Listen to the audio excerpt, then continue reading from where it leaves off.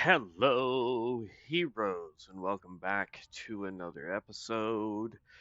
We had 2 levels left to finish on the Stormbringer, so I figured that's what we could work on this morning, and then we can get back over to Pyromancer or work on something else. As pointed out, I wasn't doing meta builds by doing Pyromancer, but what I was doing is builds that are being asked for a lot.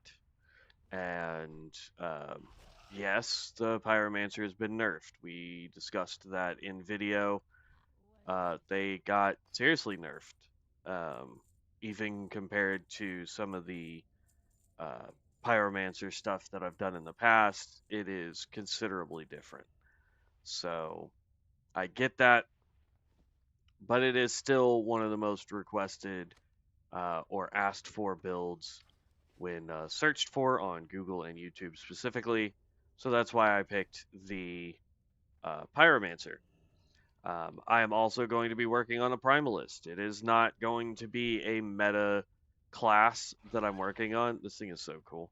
Um, it is not going to be a meta class, but it is going to be something that I will enjoy playing. It is something that I know for a fact people like to watch and to play because it is a very powerful class. One thing I wanted to point out, and let me pull this up real quick, and then we're going to get started on queuing for dungeons and whatnot.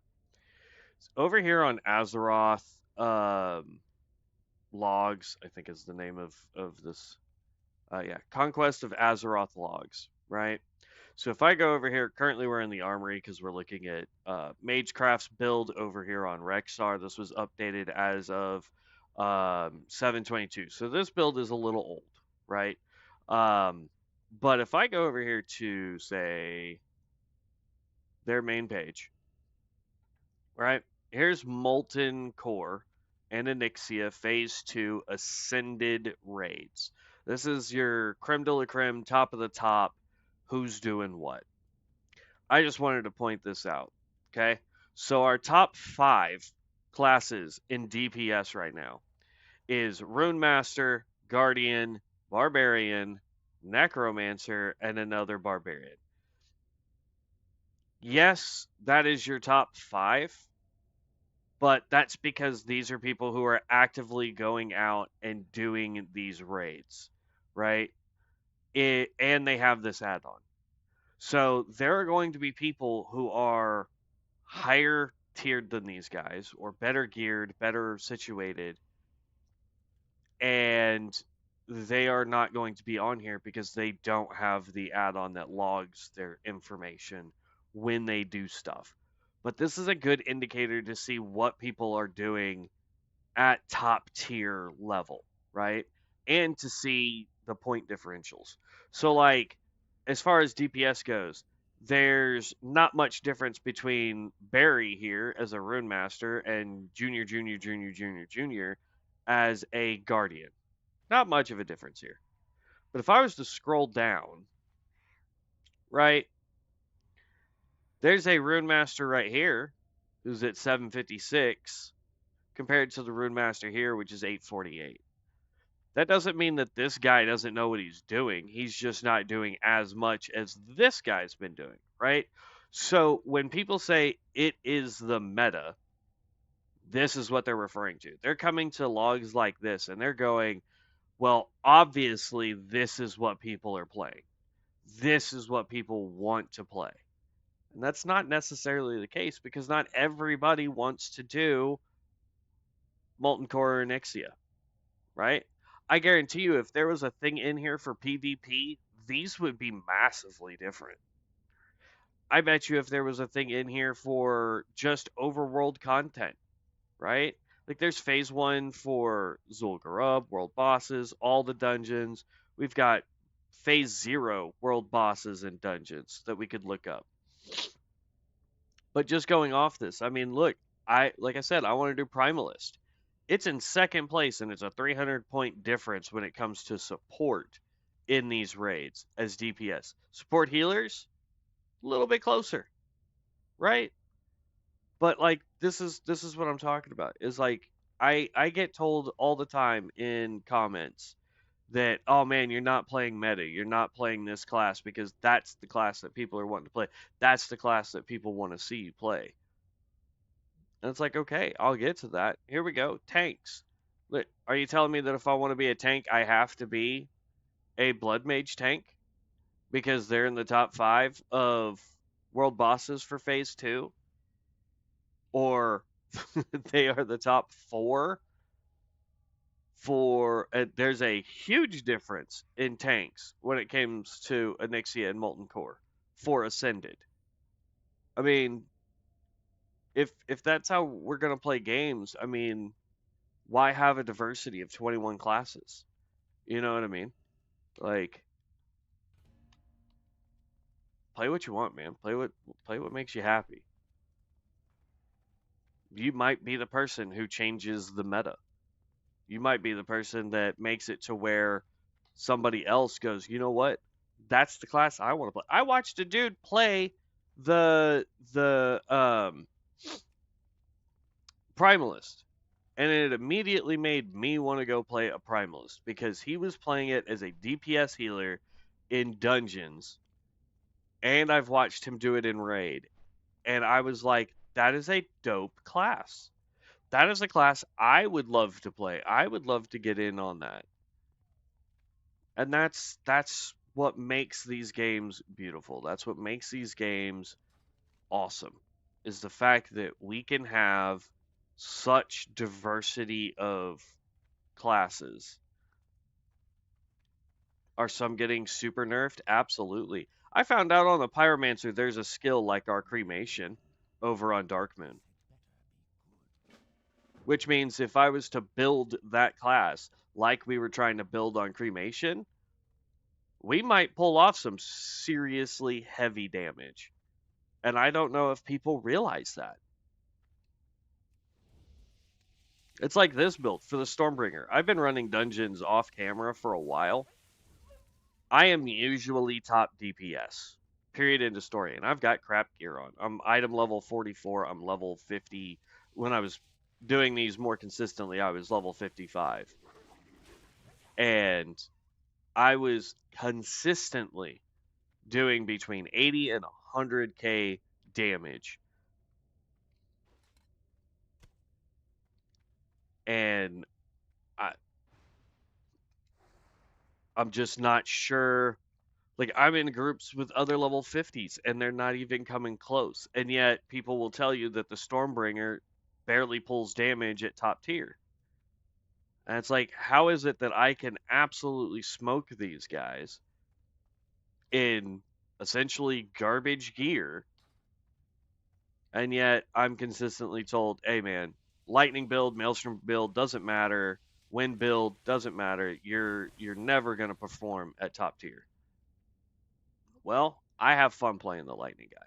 I have fun making this guy as strong as I can. And I think I've done a pretty good job. I mean, I know how to get this thing to do anywhere from like 18 to 25k crits with the gear setup I have, with the stat rotation or the skill rotation that I have, man.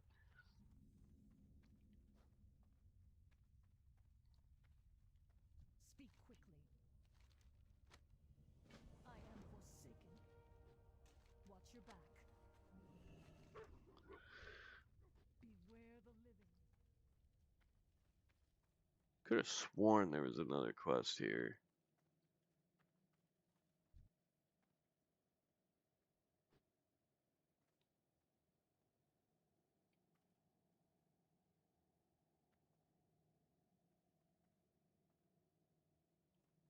Weird.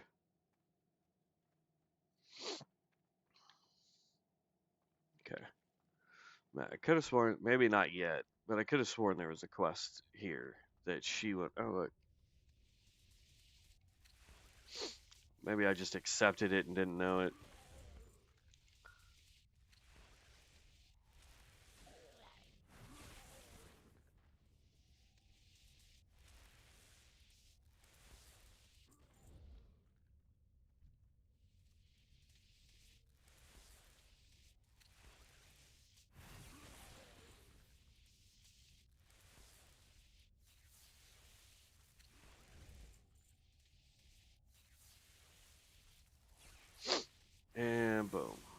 Quest complete.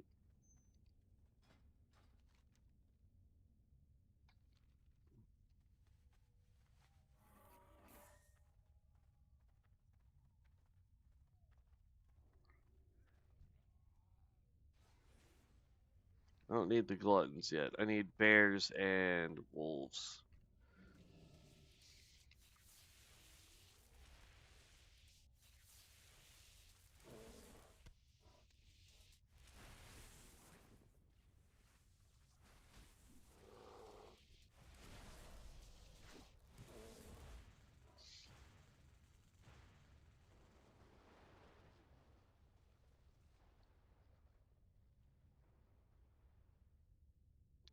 Only downside to the skill that we have that turns us into that little elemental is if I'm in combat and I get out of combat and I'm wanting to mount up and get somewhere else, I can't do it while I'm in that form. But if I stand still while I'm mounted, I can turn into that form.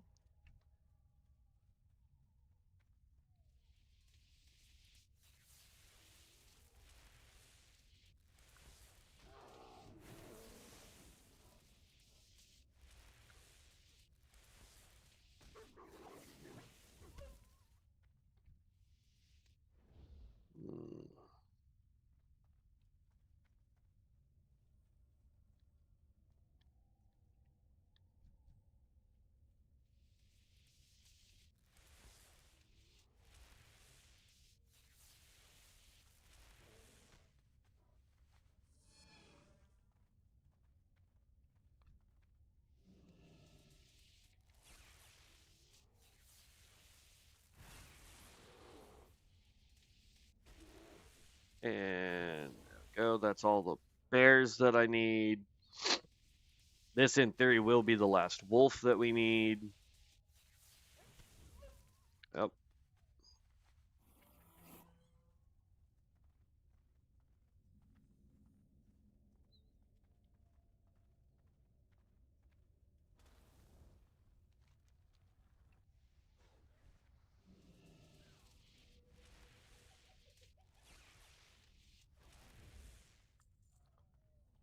Oh, buddy, oh, pal.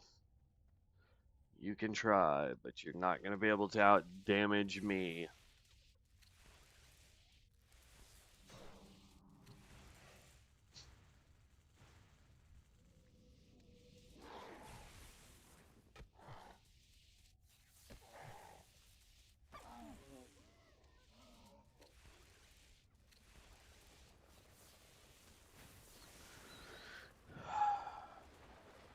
I don't know if she's on a timer or if she, like, the person that we have to take out here is a, like, banshee chick. And I can't remember if she's just on a timer or if it's still a requirement to take out a bunch of these dudes first.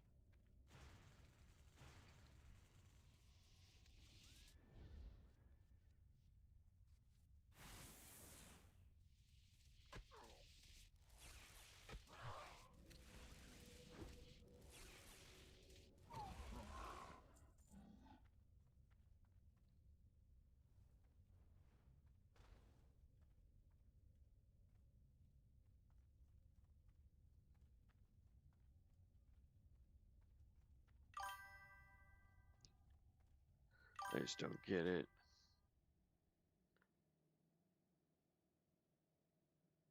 Hey, I mean, hey, that's still good, man.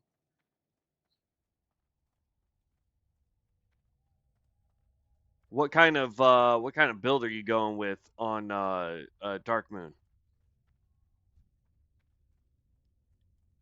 I had to take a break. I was getting like we were in an infinite loop of like the build I wanted. I was gonna have to do so many prestiges in order to attempt to get enough rolls. So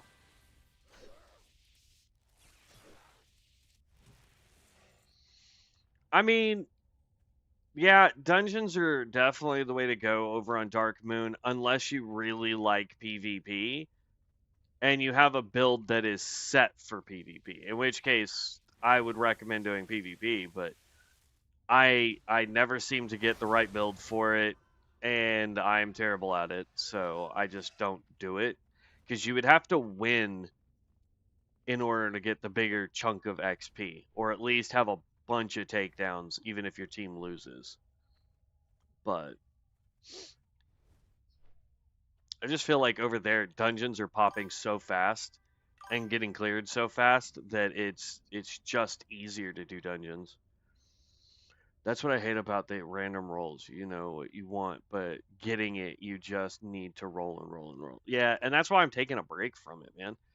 And coming back over here to COA is just because, like, I know what I want, and mathematically, it's going to probably take 2,000 rerolls to get the build built the way I want it.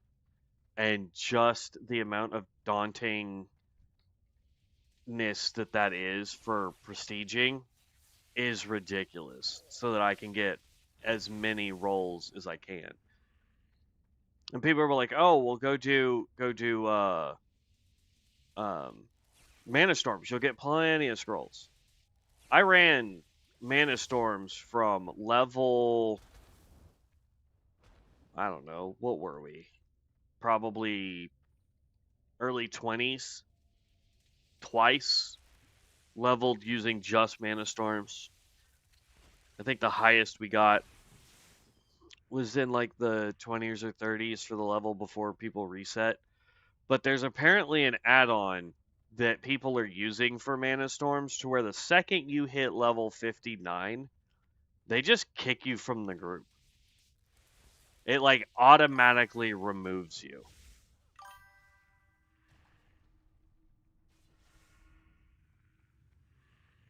Oh, I would spend probably 10 to 15 minutes per spam just sitting in town doing nothing else, just spamming for mana storms before I ever got in one.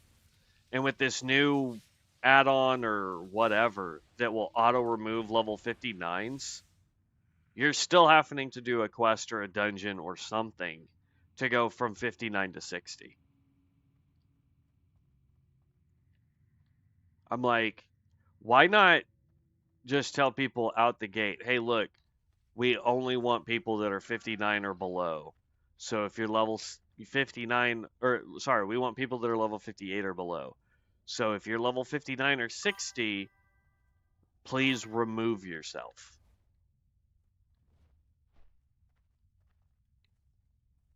Did I get all? Yeah, I got all the spiders. What else do I need over here, though? Crap. Oh, the ghosts that are actually here.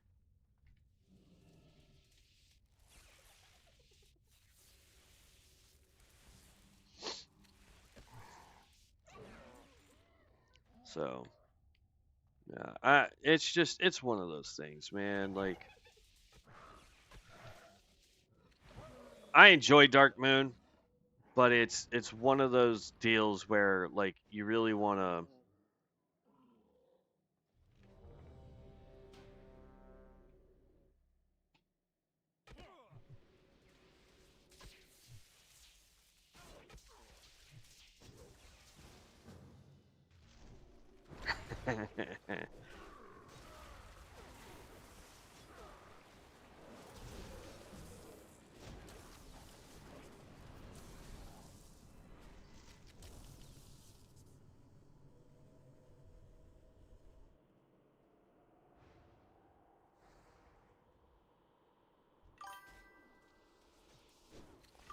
I'm gonna head back to COA. I was really liking the Sun Cleric. Being a caster that can wear mail armor, but I should probably work on my Stormbringer too. You know, as I was saying earlier, just because of some of the comments I've gotten on some of the streams over the last couple days, man, play what you feel like.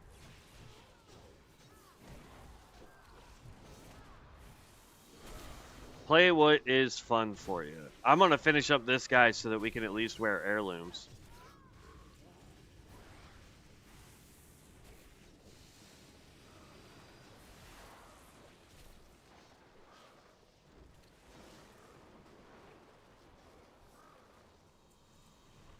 Can I stop running out of mana, please? Ah, crap.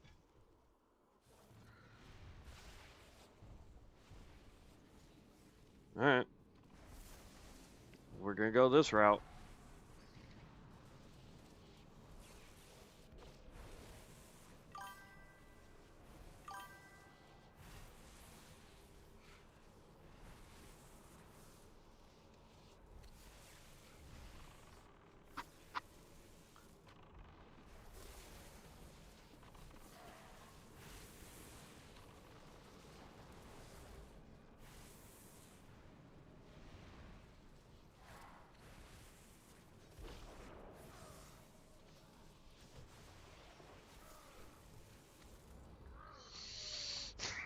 See what I mean now? Like 104k damage. Necro got dang close though. What level's Necro? Holy crap, only level 15?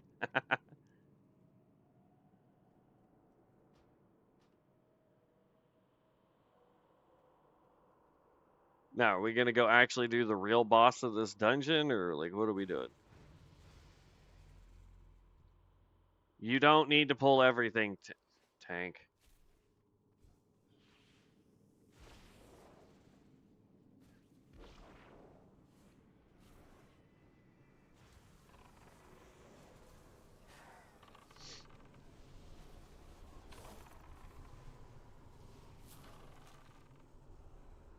That's fine, put me to sleep. I still got my AoEs off.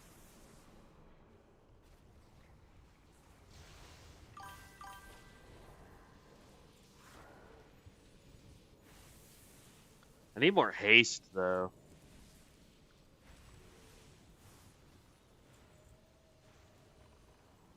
Absolutely.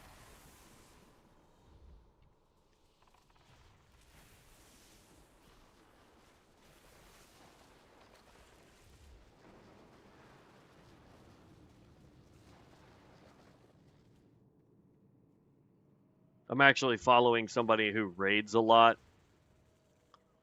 So it's interesting to see like how builds change based on the content that you're doing.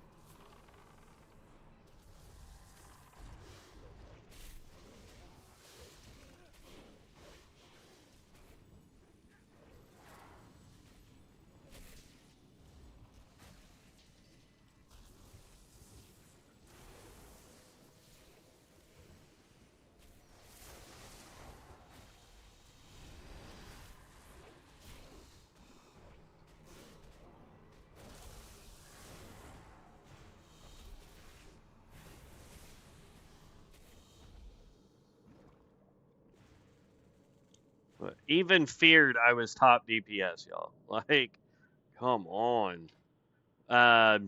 Just a quick snapshot. Here's what I'm running. My last point over here is going into Flux Arc. My last point over here is going into Waterfall.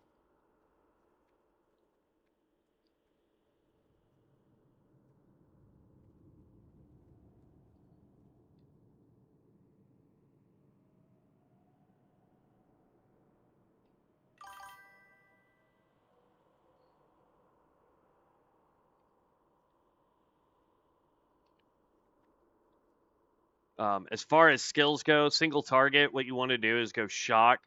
Once you get an electrocute charge, pop that. When you're at 100, I'd say anything above 70, use your Arm of Thorum unless you're doing a boss. Make sure you're at 100 before you pop Arm of Thorum. Try and stay in a Storm Ascendance as much as possible because that just boosts your damage.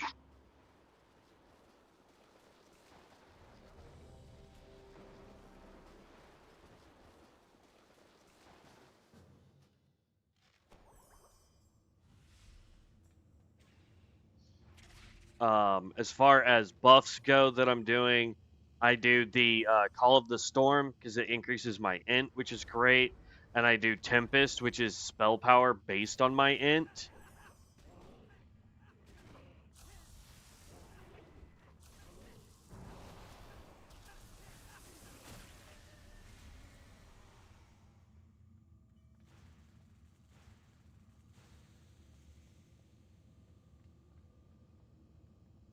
Crowd Pummeler 960. That's this way, and he's the one on top. What side did they put him on? This way.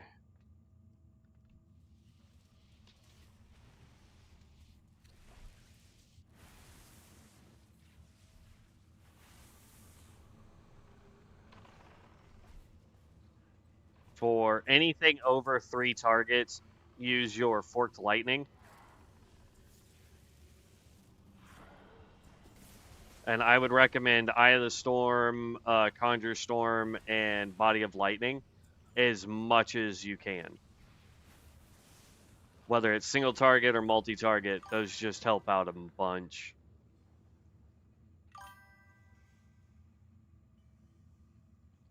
I agreed it would help a lot, but at the same time, like, I get why they didn't want to do it originally, but come on. Like, we're far enough in, there's enough people that have 60s. Like, let's just unlock it.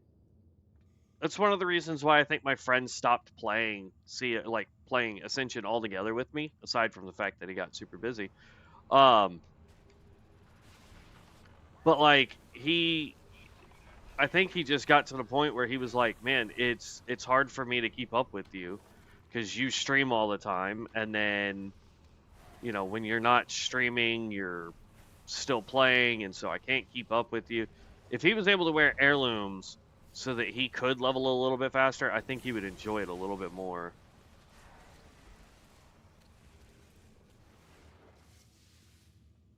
I'd have had more damage if I had not gotten knocked back and my mouse was in the right spot. Okay, that's the dungeon. Why is it not saying complete?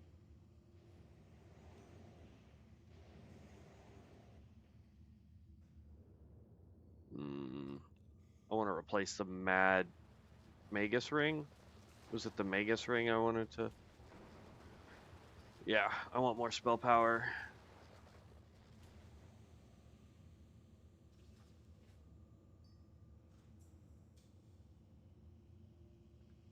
I don't understand the buff that gives me the ring. But technically we've completed this dungeon. I don't understand why it didn't pull up the thing, but we are done.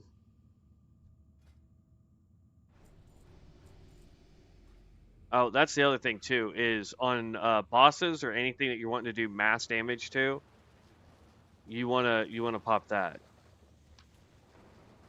Vault.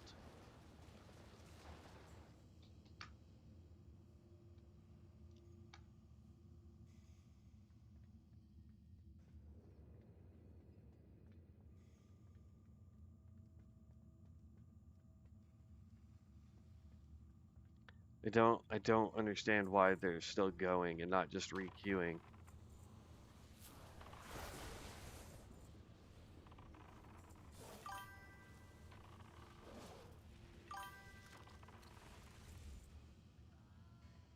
No, it's just glitched because they killed a non-required boss in the last dungeon, and then everybody left, and then they requeued. So you can see here that we're done with the quest.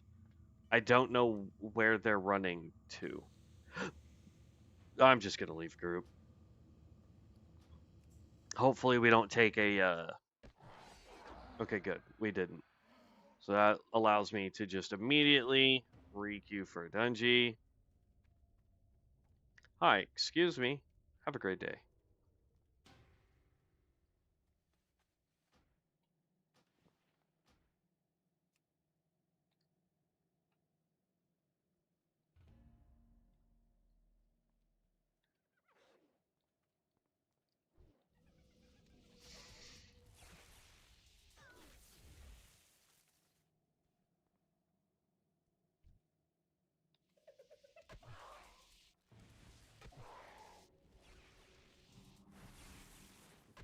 Need help?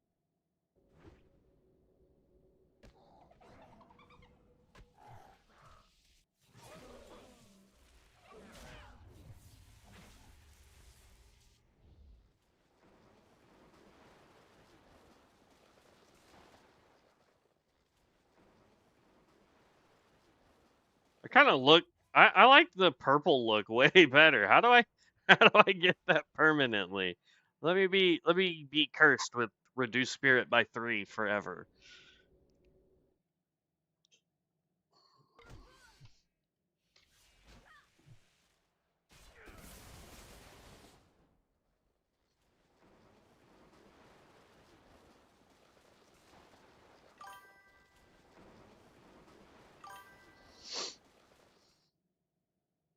No, he's not on Vol'jin.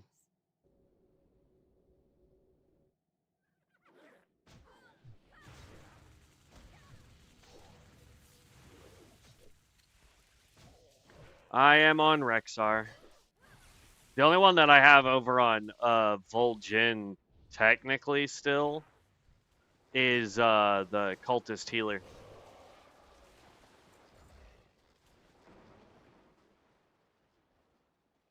Alright, quest is done. Night Lash is back up. Nice. And then we want to run straight this way so that we can take out the white scalps.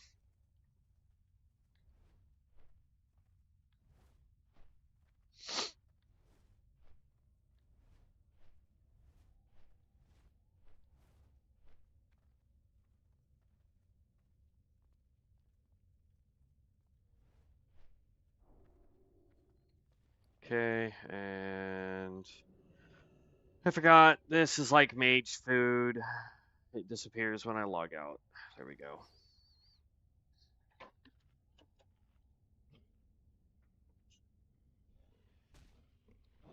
Really?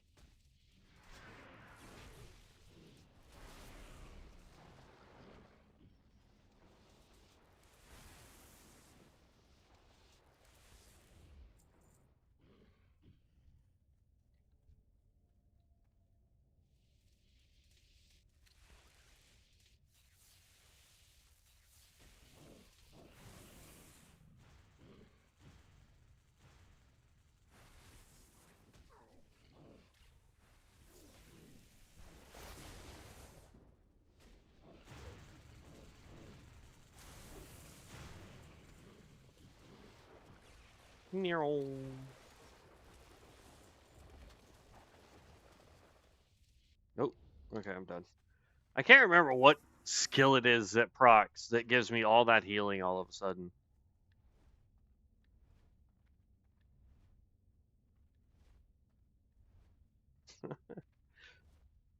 What does he do if I just... Okay, he just screams, whatever. I just like the fact that for whatever reason, it's goofed up to where it almost does a slow fall glide.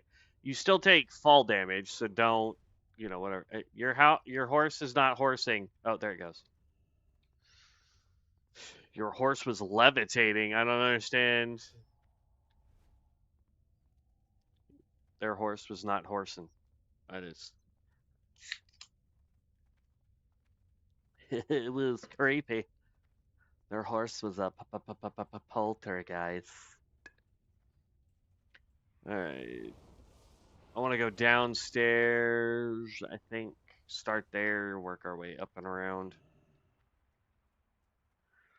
I like the fact that they've changed some stuff here, but at the same time, it's like some of this gets super annoying because of just like how big this is for no gosh dang reason, man.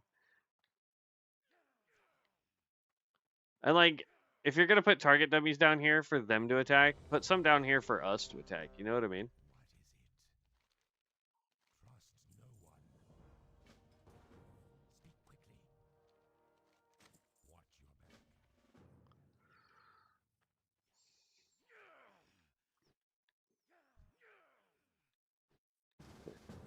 Yo, all right. I love this dungeon.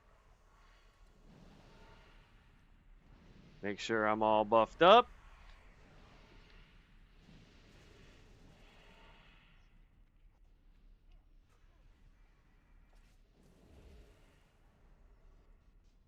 Oh, we're gonna really go for it. All right, tank. Let's do this, bud. You want help gathering them up? Watch this. Yoink. I'm gonna use an early one right there. Boom.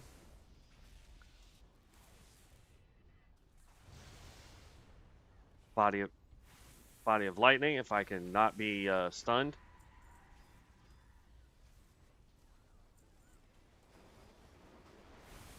Now, big guy's in the fray with us. We're gonna hit him with Volt.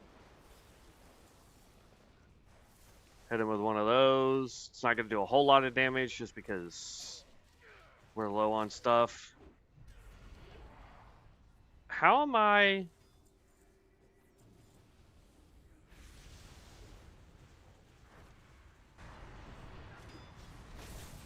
Vault.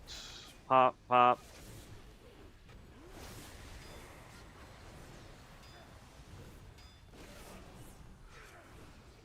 Spam that.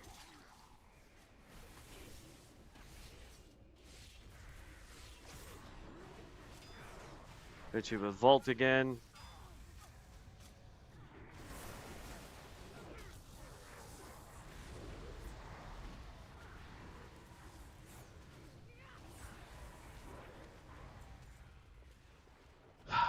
There you go.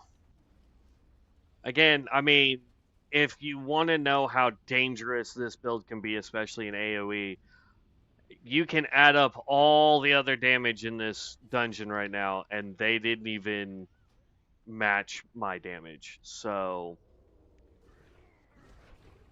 and again, I'm wearing essentially garbage gear. I just understand that spell power and intellect are the go-tos. If I could get way more spell power and way more int so that my crit goes up, y'all would be watching me do an ungodly amount of damage.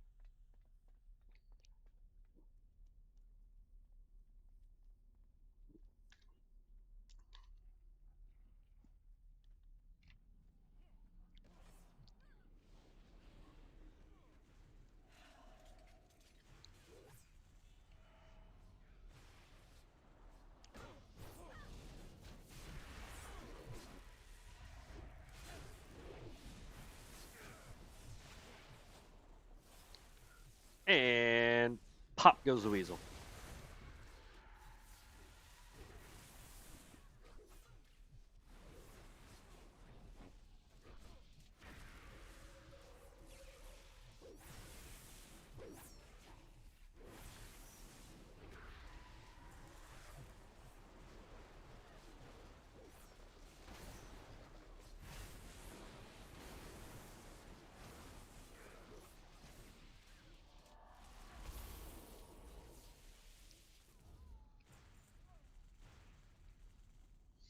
Okay, and for the most part, all of our good cooldowns are ready for this boss fight.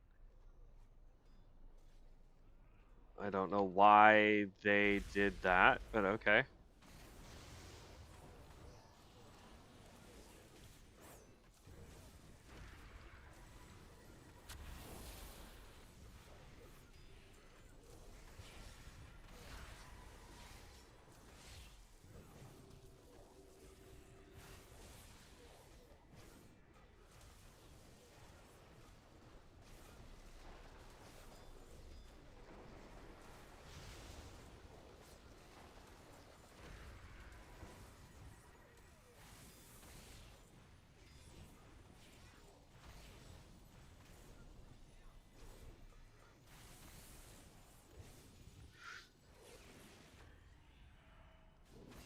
Are we going to fight the boss tank?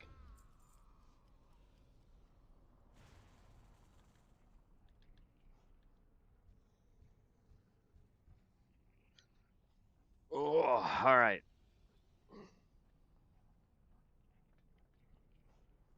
Heretics! You will suffer for this interruption.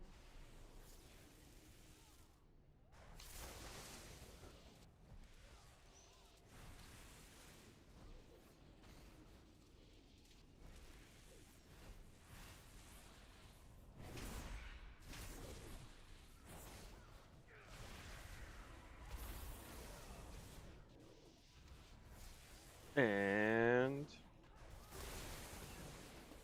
For the master, I die 1,000 times. there we go. I would have gotten over 100 had I not got yanked by the boss. So, I mean, it's like consistently I can stay over there. Templeist? Why? What's wrong with Templeist? I I don't know why we would want to kick him. I'm going to say no. I did he do something inappropriate? Like what? Like, y'all got to start giving reasons for kicking people. Like whisper the rest of the group and be like, "Hey, I want to kick this dude because A, B, or C." You know what I mean? Like,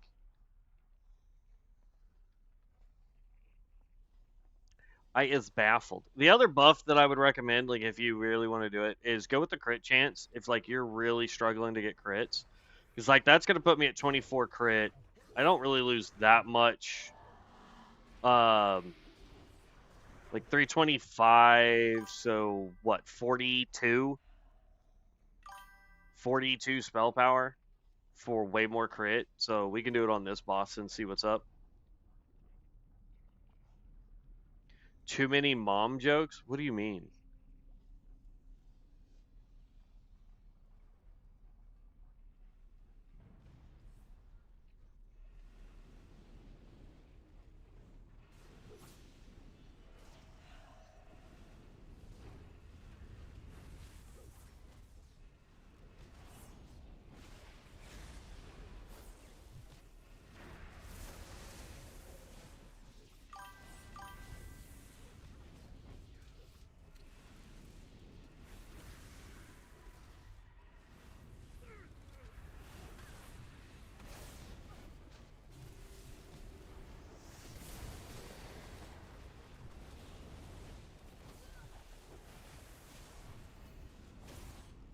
Oh, okay. Like, was he saying stuff in chat? Because I never pay attention to chat, if I'm being honest. I got too much going on to pay attention to the in-party chat. There we go.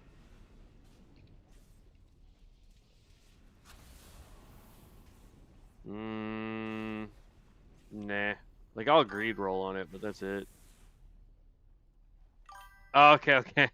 I thought I missed something that he was saying in chat, because I was just like, I mean, I guess that could get annoying depending on how bad of a joke it is. We just did that at work last week. We had to tell dad jokes at work, and the two jokes, like we had to prepare two jokes, or at least they wanted us to prepare two jokes. So mine were, what's the oldest animal on the planet? A zebra, because it's still in black and white. And then I was going to say, when does a joke become a dad joke? When it becomes apparent.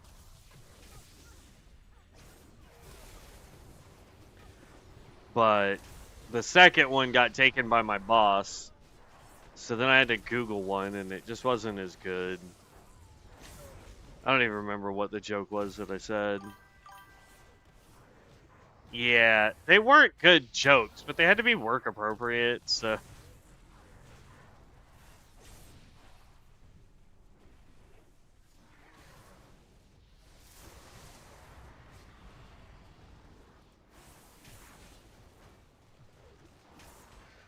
Free mana.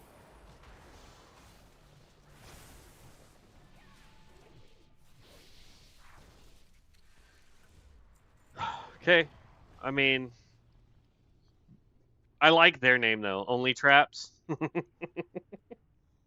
It's a good name. Oh lord, you barely were able to do the last boss and you want to pull this?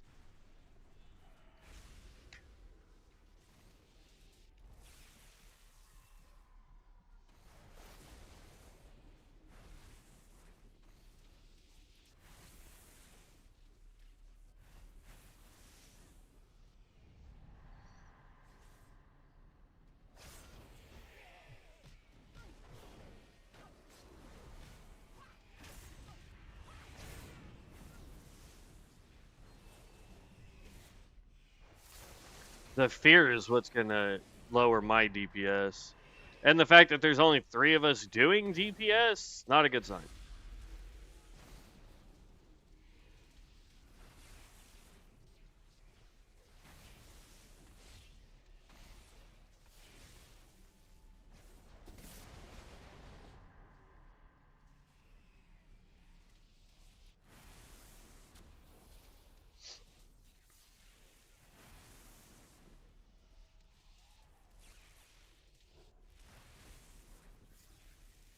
Use up the last of my mana. Ah, I tried.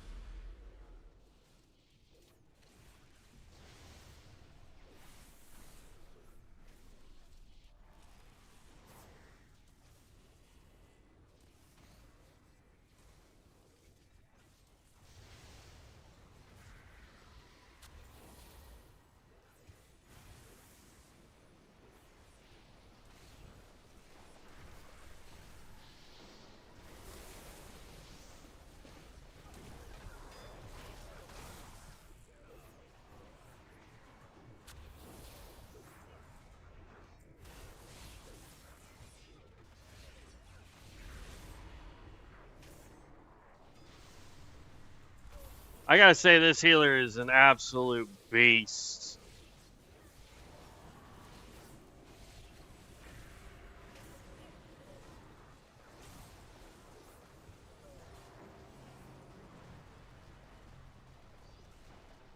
Woo, good job, only traps. The tank, on the other hand, is an idiot.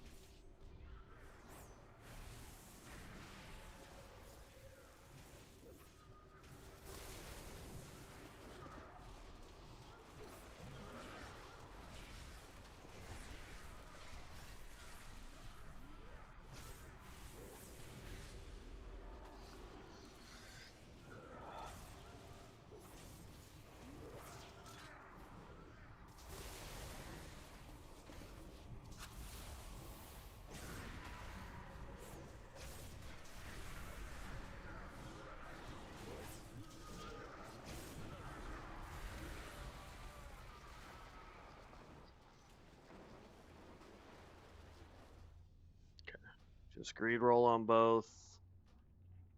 But there you go. I mean, oh, phenomenal. Let's keep it up. Phenomenal.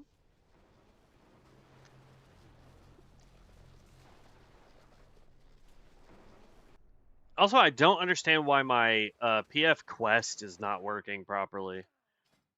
It's driving me nuts. I've turned it off and turned it back on, and it still is not wanting to cooperate. I think the rest of the quests are upstairs that we need to turn in.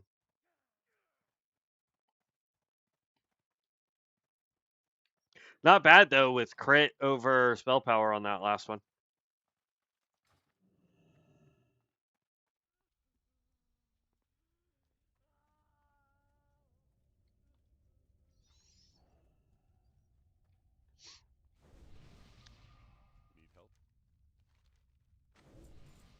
Like, I know lightning is built to be your like primary AoE build, so yeah, you can do a ton of damage, but I mean, you can do a ton of damage single target with this with lightning over maelstrom as well.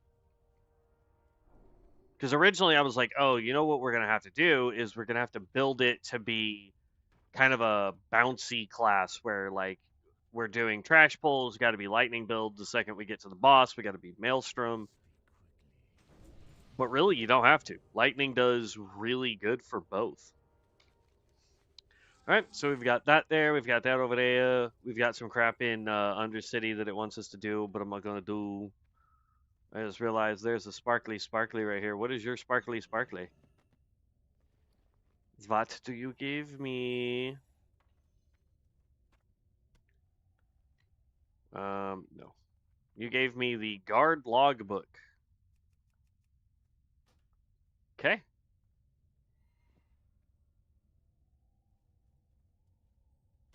Let's go find a vendor so we can get rid of all this crap out of our bag here.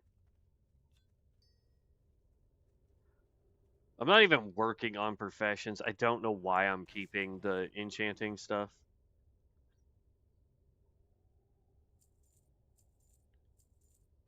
Like, my original was like, oh, I'll just throw it in the auction house and go from there. But honestly, I don't really care.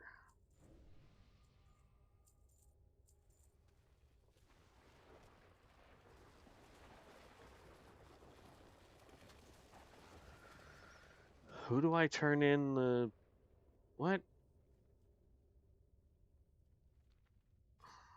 Who needs all the stupid nonsense? Undercity, Undercity. I guess I have to go to Undercity for 3 quests. So we'll go do that real quick. Because those are going to be just easy turn-ins. And then we can just fly back. I hate Undercity, man. As a city itself, even through all of the expansions, it never got any better.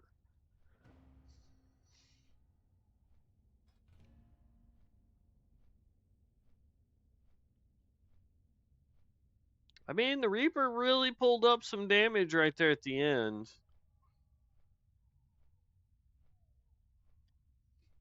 I don't know. I like how I'm flying on the bat as an elemental. That's dope. Or the fact that I'm technically moving, but it's allowing me to build charges. So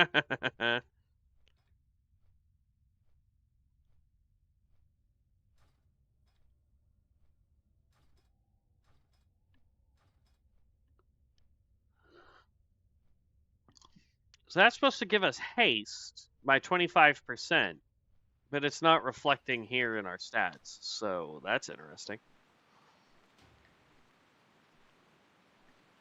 Oh, I guess he didn't want to wait with me.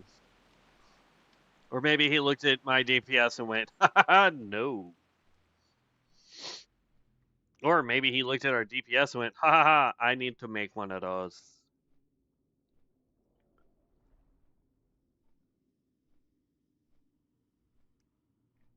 Whee! But yeah, Undercity is just a crap city. Like, even through the expansions, it never got any better. It never got easier to navigate because it never changed. Like, Orgrimmar made massive changes throughout the expansions that eventually made it easier to navigate and get around on. And, or at least find what you're looking for, right? Um, but like Undercity, Thunderbluff, no. And yet, this is what baffles me. It's like Blizzard themselves were like, yeah, we never want to change anything other than Orgrimmar and Stormwind City. And yet, these guys went, no, we're going to change literally every town that exists. And I think that's dope. Like, come on, Blizzard, get off your butt. Make awesome changes like that to cities because there are people that are going to be questing to make alts, especially because, like, the guild that they're in may need something that no one has. So make the changes. Make it to where content is not boring. Then again, over in retail, you can literally make a new character and be max level in like 2 hours. So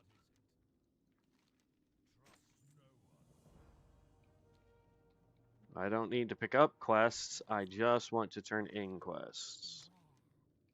Thank you. Already almost level 59. Now we're going back to the Flight Master. So we can get back over to the Sepulchre. I hope I'm saying that down right. I've been calling it Sepulchre for so long. I have no idea if that's the right way to enunciate the name. But it's also like Camp Tarajo or whatever. I no idea if I'm enunciating that town's name correctly either. So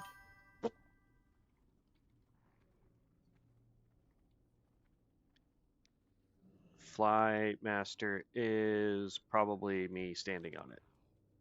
Boom. Sepulchre. Well, that's good to know. Thank you, Caleb.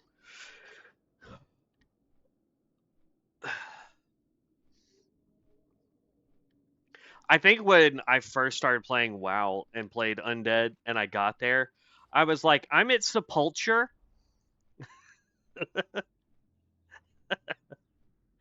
Like, I'm at the first town in Silverpine. It's Sepulchre, you know.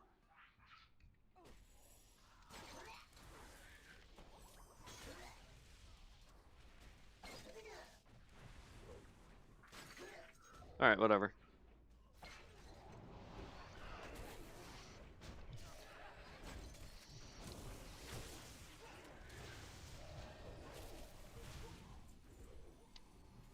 You can stun me, but I got off all of my stuff.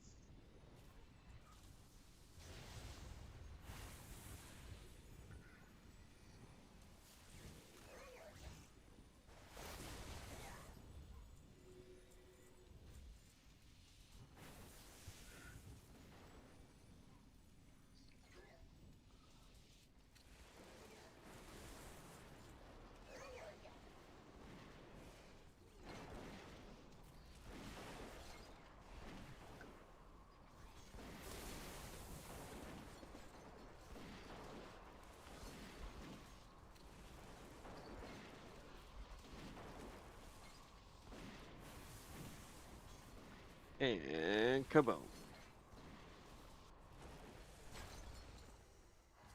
What? What? Did not need to pull the people from the other side of the room, my guy.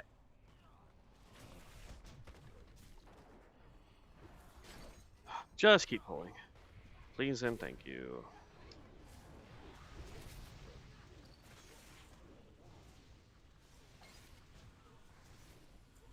Oh no, I got stunned. Hello?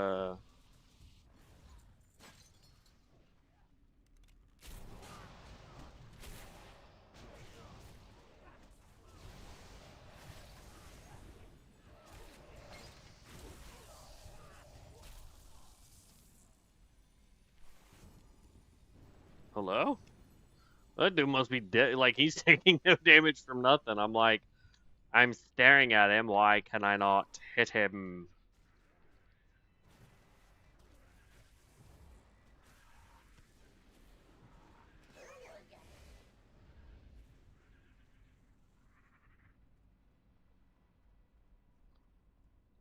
Bum, bum, bum, bum, bum, bum, bum. I don't know why I saw that auto broadcast and I thought it was saying that there was a podcast.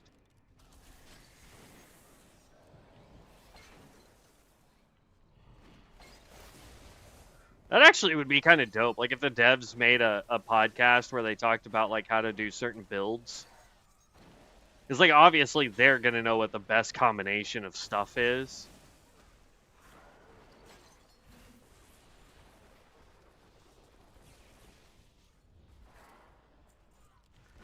Let's get mana back. Infinite mana.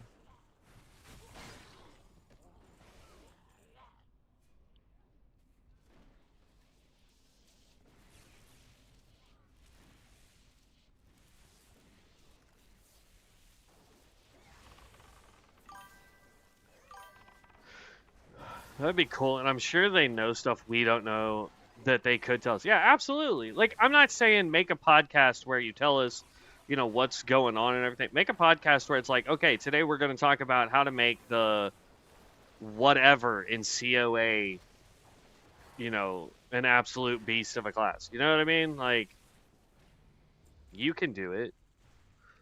Yeah, I was top DPS and I wasn't even paying attention. I was just clicking buttons. But yeah, I mean, like, I think that should be the case for a lot of games that have stuff like this.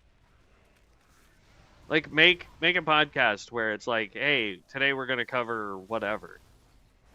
Like, if I knew enough YouTubers that played this game or streamers over on Twitch, I could probably make a podcast where I just talk to them once a week and be like, hey, so I wanted to go over your class, you know, the yada, yada, yada, and talk about how difficult it was, or, you know, how you get it to do so much gosh dang damage. But I don't know enough people. In fact, I know 0 other people who play this game. Like, I've seen. Let me backtrack there. I have seen people who stream COA or just this game in general. But yeah, like I don't personally know them where I could hit them up and be like, "Hey, yo, this was my idea."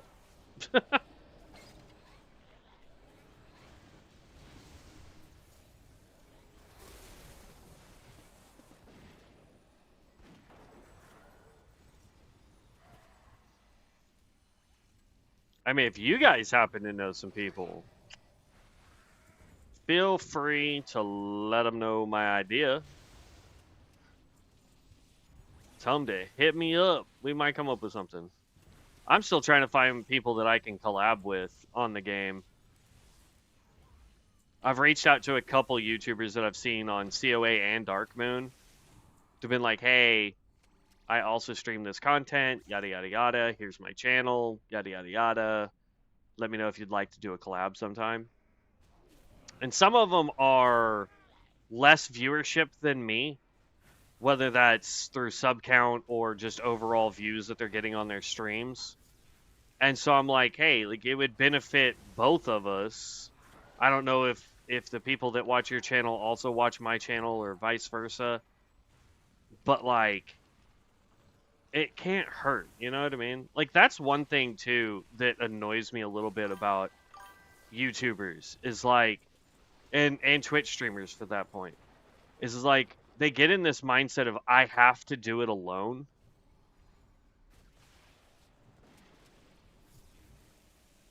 And you really don't. There's nothing out there that says you have to do this by yourself.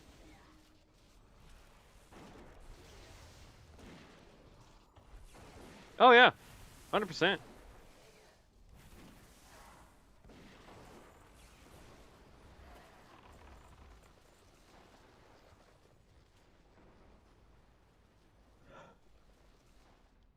Level 30, level 23, level 28. Okay, well that's why I'm doing like quadruple everyone's damage. Which begs the question, what was that level 15 Necromancer doing and or wearing that was allowing him to keep up with my DPS at level 15?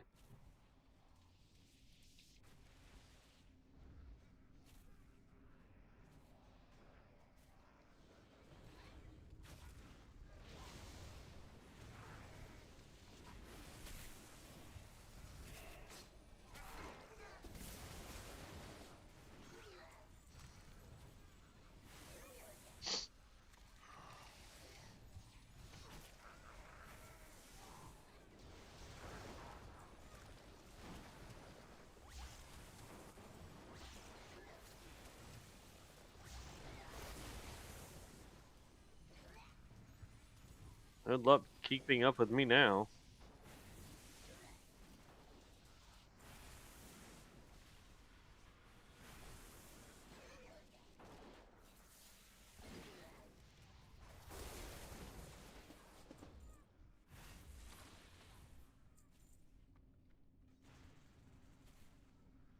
Whew, that was a lot.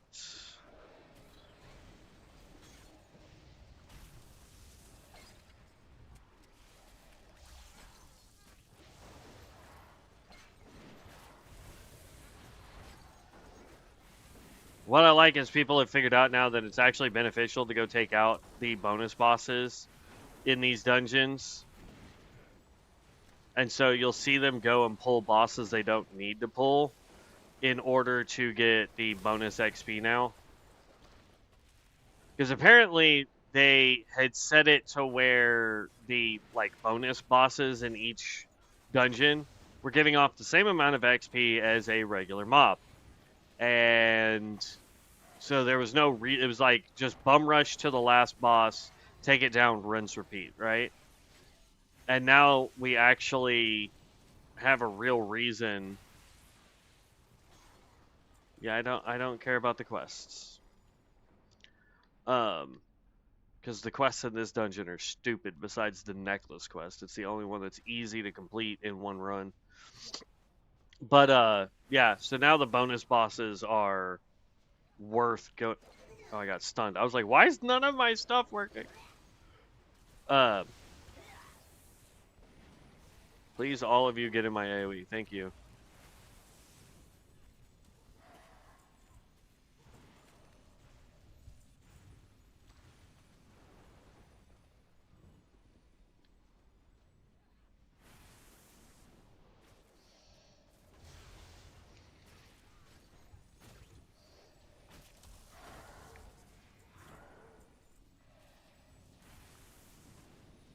But yeah, so I was looking at the skills on the Pyromancer to go back to that conversation for a bit. I was looking at the Pyromancer, and there is a skill that is almost 100% like cremation over on Dark Moon. And I'm curious to know if we try to build like we were doing with our Pyromancer over on Dark Moon, can we get that skill to do similar damage? And if so, like, how difficult would that be? Because the neat thing is like, they put Ignis Ultimatus over on your class skill tree now. It's not on a spec portion of the tree. So it's not, you know, Ignis Ultimatus is not set to being just like a incineration or draconic skill. It is a pyromancer skill, which is nice because at one point, if I remember correctly, it was set as a specific spec versus just the class. And then on top of that, like being able to get, it's called pyroclasmic, I think. But getting it to where any dots we have up on the enemy, and then it just absorbs them and amplifies. Yeah, Fireball, Pyro, and Cremation work well together on Darkman. Oh, it's insane. Like, the amount of damage. I've pulled aggro from a tank with our Cremation build. Only downside to it is we weren't really doing much in the way of AoE. If I can find a way to make that build do more AoE damage, it would be nice.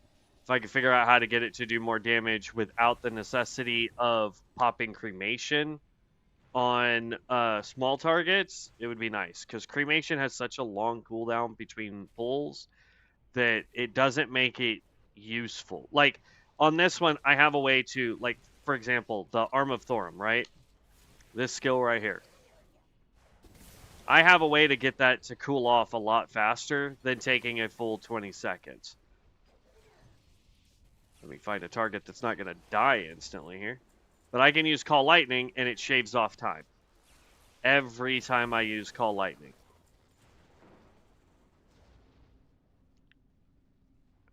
Alright, we are going to focus fire just the boss.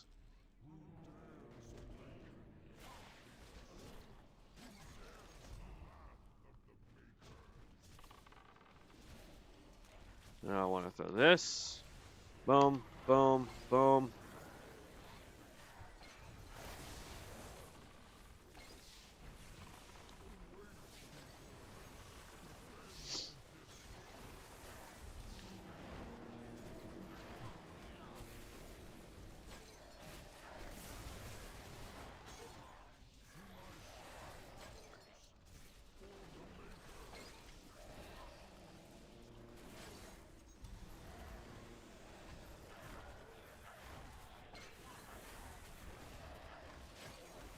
Well, get our stuff back up.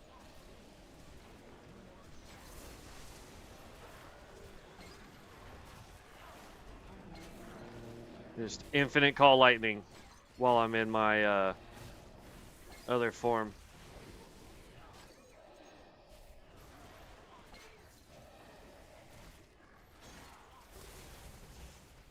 Get flattened, bud.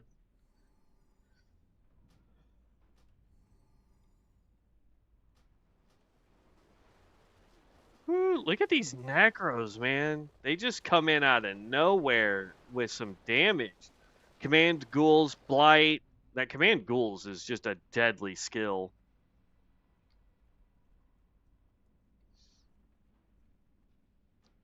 Teleport out of Dungy so that we can fly back to the Sepulchre. But yeah, I mean, it's insane. The overall power that cremation can do. And if we could find a way to make cremation either have a shorter cooldown, or if we could find a way for it to hit multiple targets, like there's no build that's going to catch up to that. They would nerf it so fast. And the fact that they haven't nerfed it means that it is working as intended, or no one's complained hard enough because nobody's seen it. Because I haven't seen another pyro build in a dungeon using cremation. And I've run a lot of dungeons. You guys have seen how many dungeons I've run. We have not seen another pyromancer, period, that isn't a healer. Um, and even the healers, like, you know what I mean?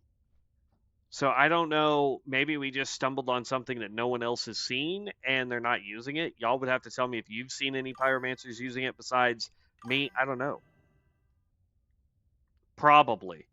Probably. I mean, it's it's as good as anyone's guess on that one.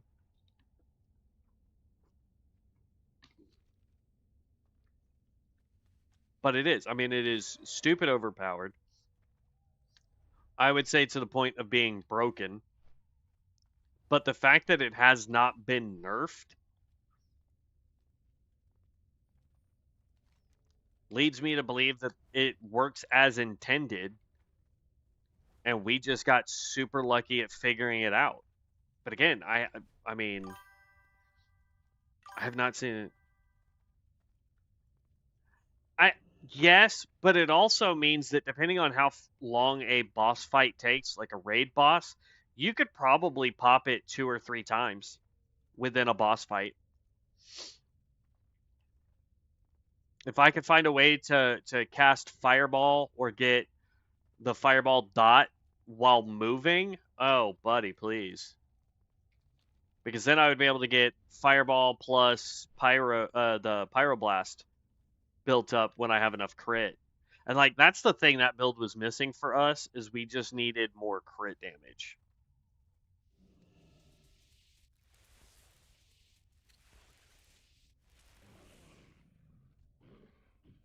Yeah. Doing this quest when you're low level is incredibly daunting.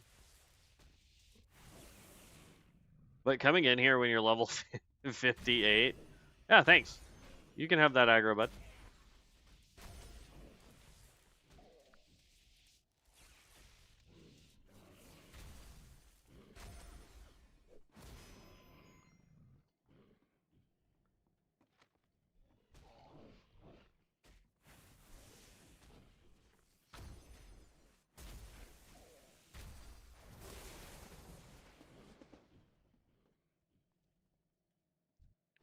Oh, my book's not out. I was like, how is that guy sparkling?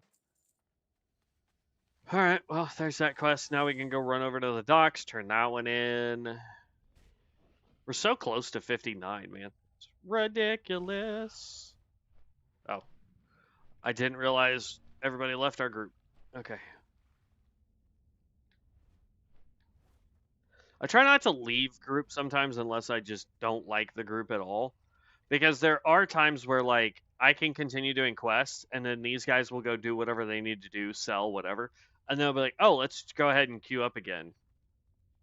And so you can get some free insta queues that way. But if it's like a terrible group, the tank or the heals was having, struggle bus in it, I've got no problem being like, nah, I'd rather risk waiting 15 minutes for another queue versus doing another dungeon with these people.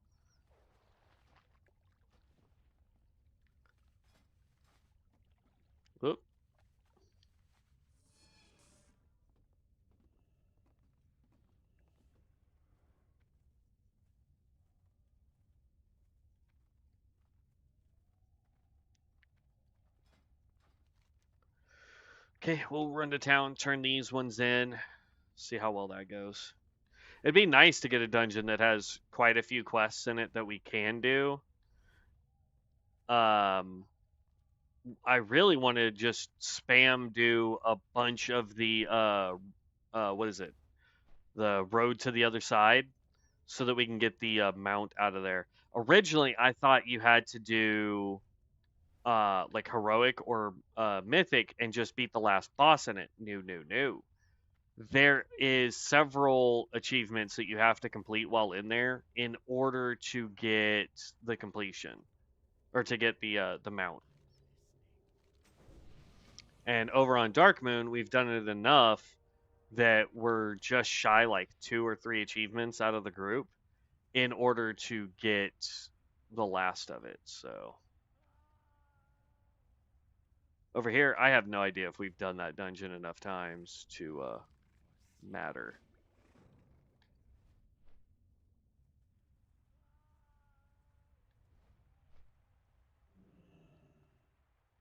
I know you can prestige on this in this uh server, but I don't know what the point of prestiging would be. Because like once you know this is like this class is set, like you're not getting better gear or better stats or better skills. You're literally just leveling again. That requires me to run all the way back to Brill. No, you can bite me on that. Sorry.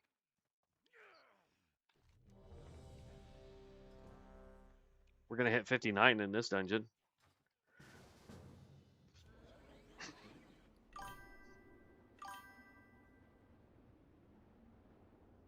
Spell power. We'd lose a little bit of haste. We gain. Ooh.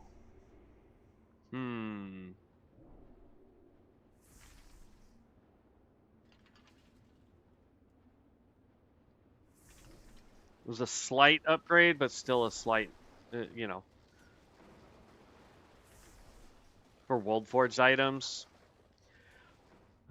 As far as World Forged go, Ascension coins. You mean like Runes of Ascension? Is that what you're talking about?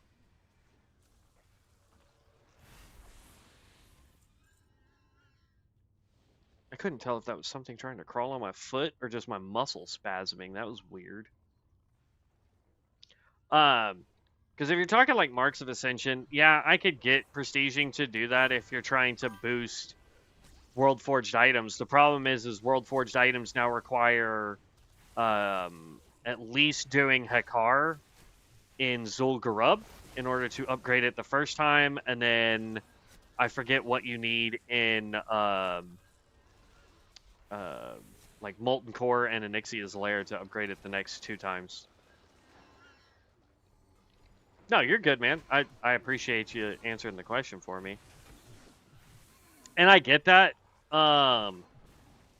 So yeah, I mean, like if I really had an item that I needed upgraded and I had done those raids, yeah, 100%, I would agree, totally worth it. But I haven't done any of the raids, so I can't upgrade the gear.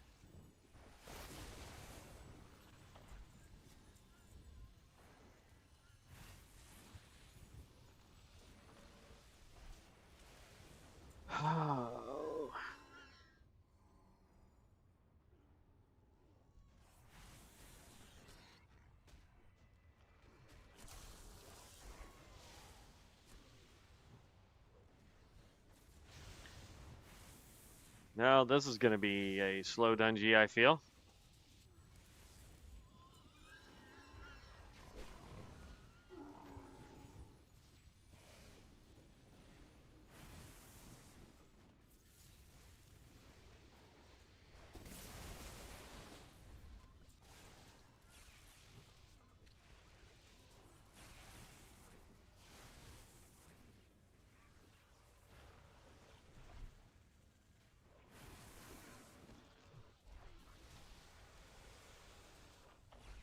I can't tell, like, what level is this tank? Witch Hunter level 30 tank. Yeah, you should by level 30 you should know enough of your class to be able to book it a little bit more. Unless this healer is just level 30 tanker. But you should be able to pull a lot more than that.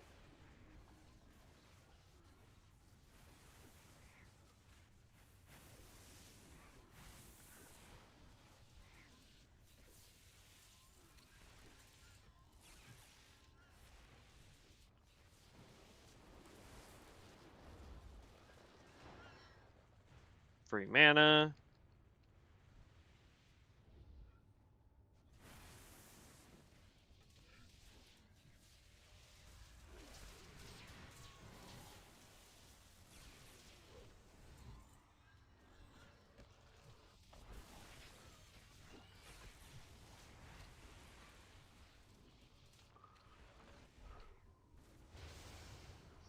Okay, I'm gonna stop being so gosh dang careful with pulls or with AoE skills. If I accidentally pull, I accidentally pull, you know?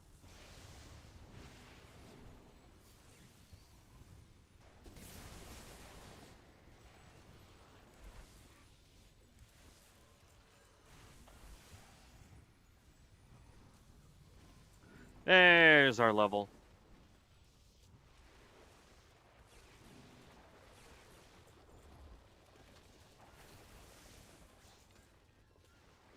And we're going to pick up Flux Arc. So now our Fork Lightning and our Arm of Thorn now mark enemies for 10 seconds so that our Call Lightning does AoE damage. So now when I do this, hit you, and I immediately follow up by Call Lightning, you'll see that they take even more damage.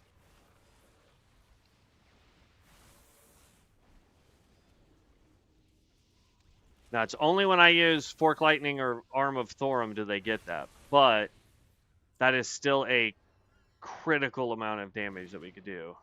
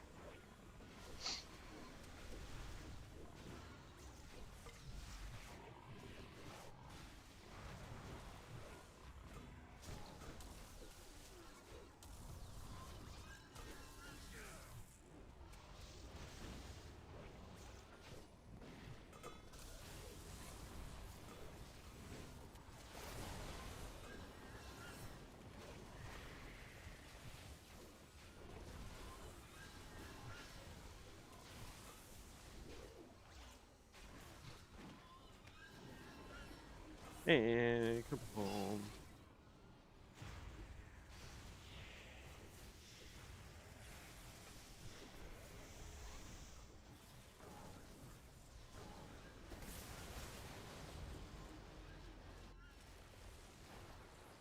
Oh, while we're in this form, let's get our mana back up.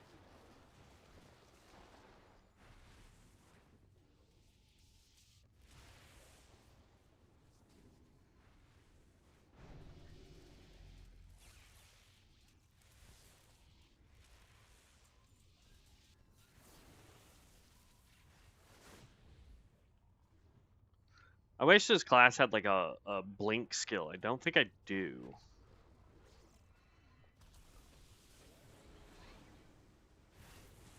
I thought at one point it did have that kind of a skill. Actually, I don't want to waste my not that it's a huge cooldown issue, but we're about to go fight a boss, so I want to make sure I am is topped up on all of my skills as I can be. And then we are going to rock and roll this dude. Boom, boom. I accidentally clicked the wrong button, but that's okay.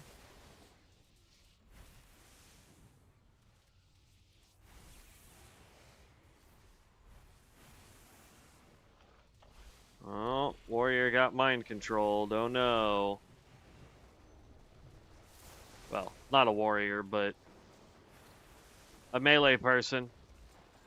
With the skills that were going off, it almost seemed like he was a. That's right, he's a primalist.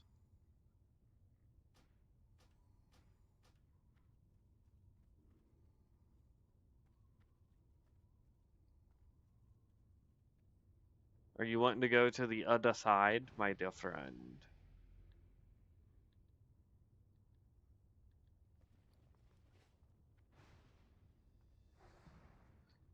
I think our buffs were off because we should have done so much more damage over there.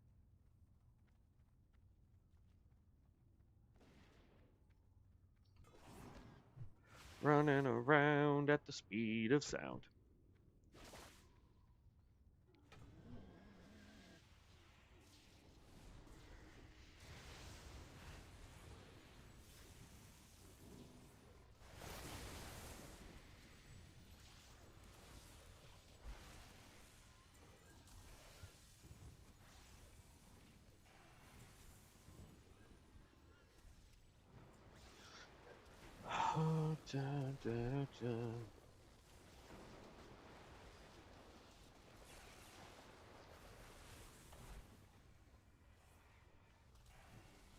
Oh, let's get mana up.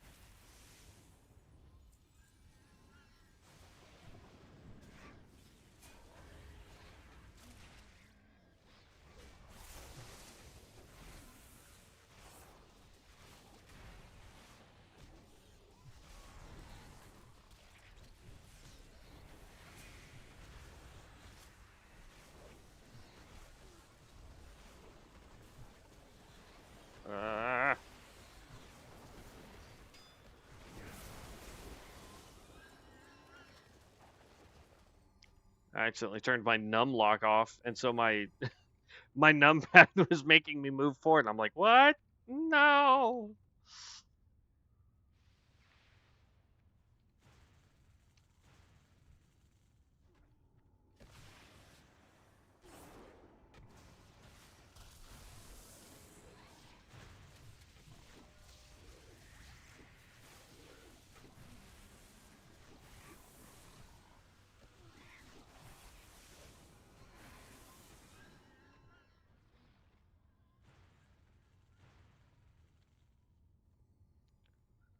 Let's see. I've got Aether Current. That's the Levitate. Target threat caused by your next damaging attack and all action tip. Oh, that's something I should be throwing on the tank. Oh well. That's like what was that hunter skill? Misdirect. It was like misdirect for the hunter, man. Back when you would make hunters do all the pulling.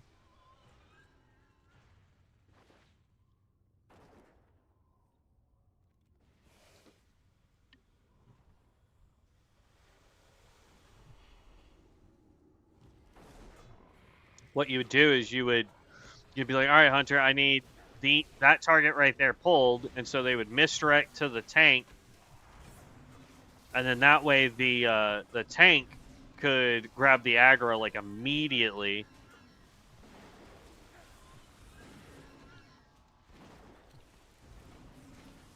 It was a nice way of having faster or longer range taunts for your tank. It was nice.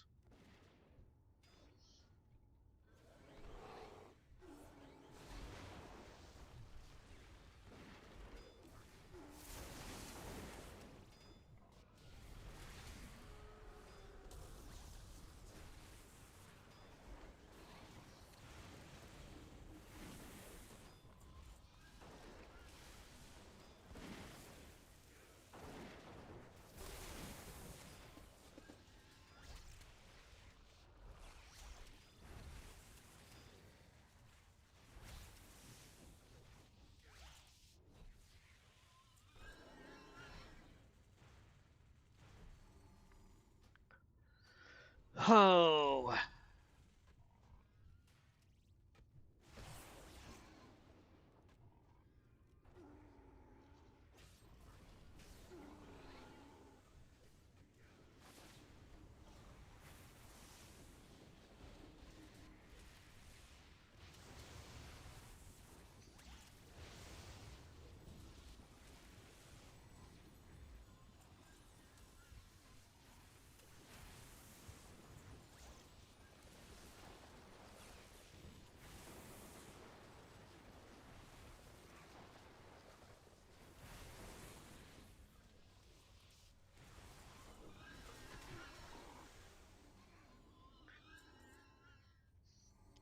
Like, I'm trying to get this guy to start making bigger pulls.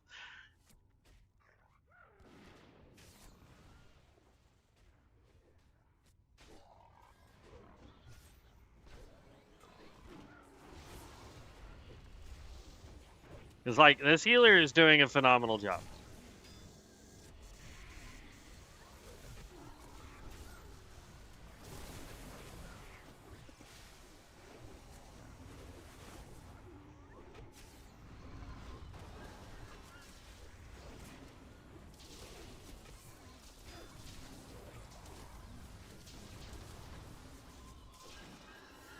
Nope, that's just a healing totem. I don't care about that.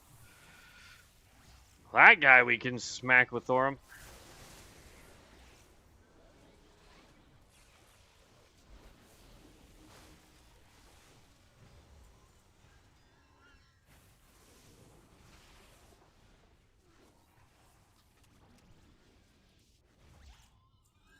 Oh, I think I accidentally clicked need roll on that, and I did not mean to.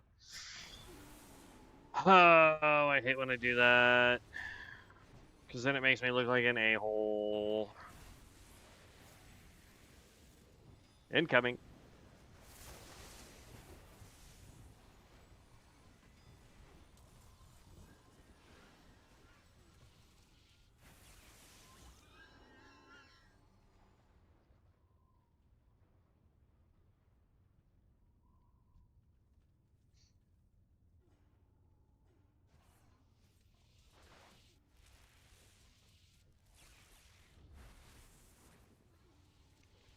Good job, healer.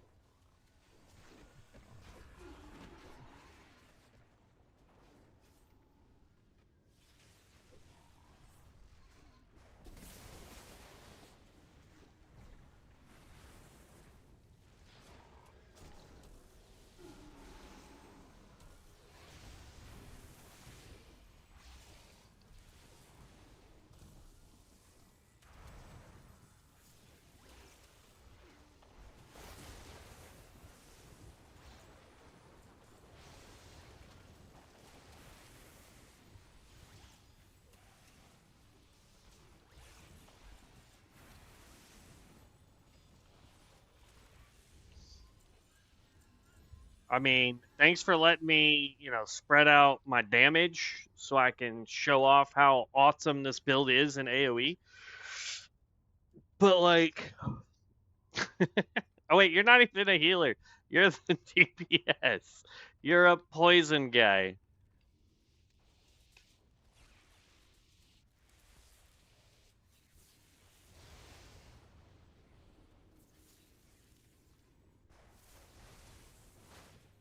It would be terrible if all of that AoE was also going straight through the floor and hitting what was below us. Be like, oh no, I accidentally pulled the whole dungeon.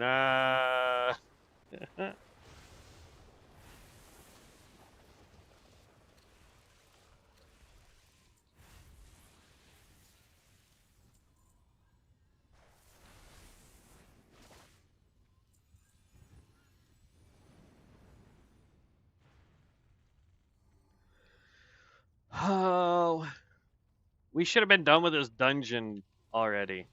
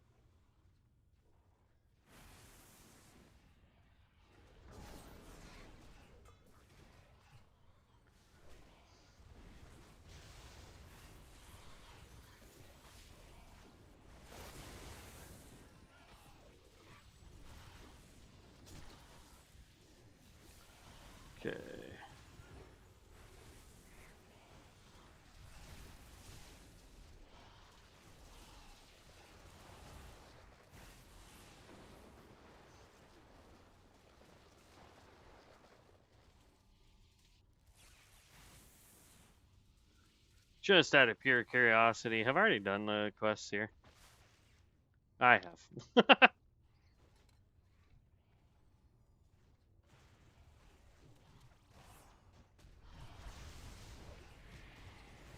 I figured I had, but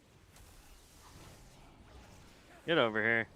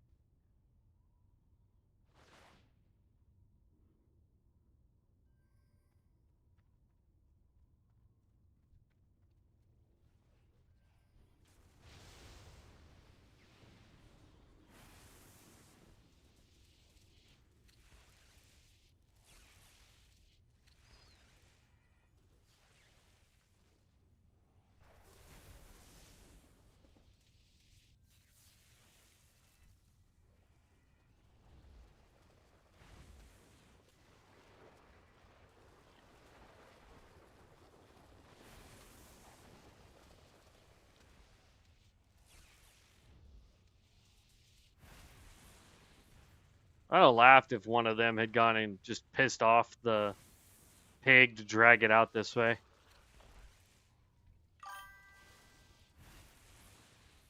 Nice, got the push going again. Just started leveling a chrono, hoping I could make it pop off at 60 for DPS and BGs. Nice. Okay, are we going to actually go back to do that boss, please?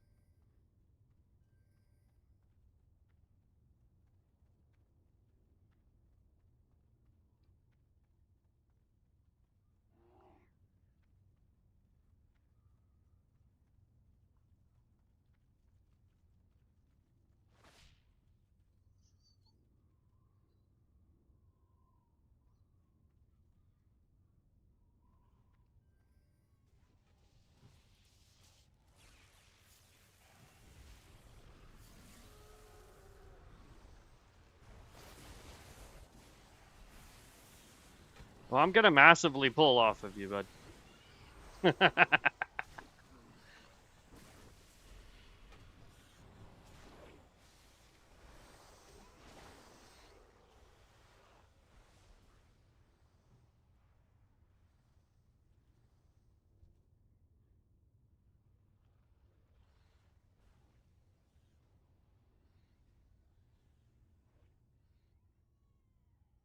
Yay! It's Acronaut to the tank.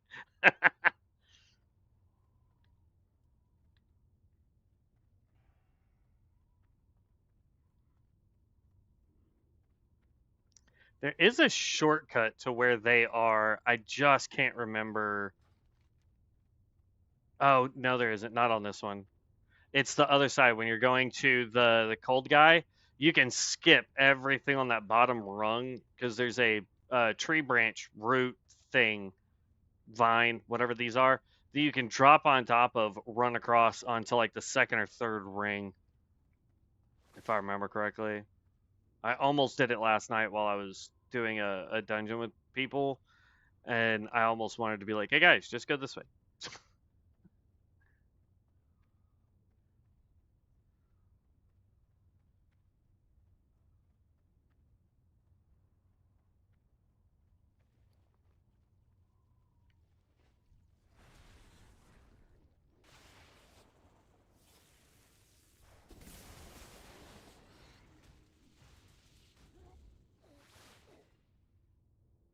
Nope, sure don't.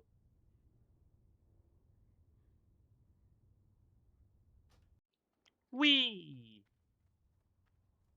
I almost killed the pig.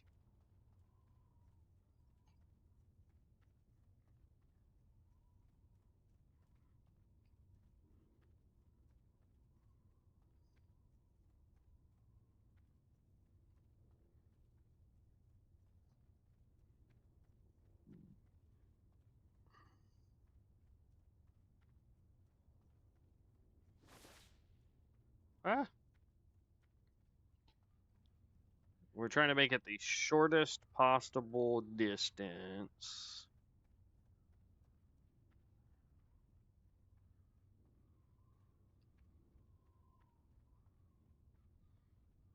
And we want to sneak right through there.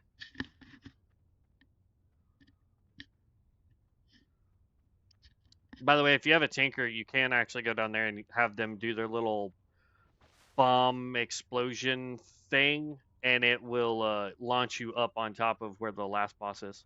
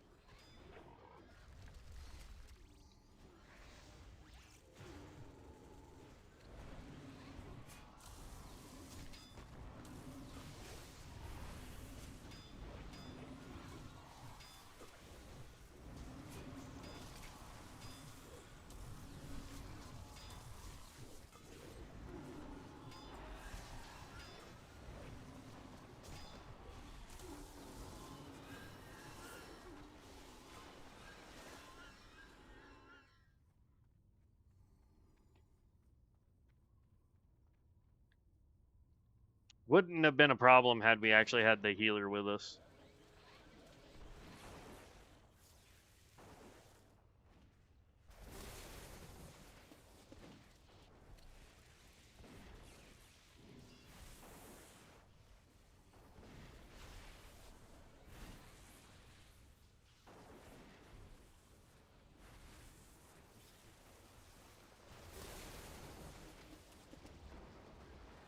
Woo!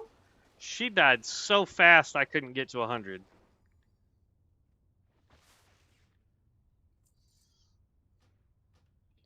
Alright, well, there's that dungeon, and teleport out. And I'm going to go ahead and leave party and immediately just queue again. I don't want to give up crits. No. I don't want to give up crit. So let's empty out our bags, and while we wait for this next dungeon, we're going to go finish up some quests. I like the fact that they've added, like, this probably here is the prime example of why I like the fact that they've added so much to this. Because, like, this used to be just a dinky little town. You would come over here. There's a little bit of stuff, like, right around here-ish. And now they've added a whole town. Which makes sense. Like, if this is the first town that you come to, why is it just a stupid graveyard mausoleum thing and, like, one house? Like, it needed to have a whole bunch of stuff. So, I'm kind of happy with the way they upgraded this town. I'm happy with the way they upgraded a lot of the stuff. See what I mean with, like, the slow fall effect or whatever that they have on this? Like, watch. I'll take the damage for this. Whee!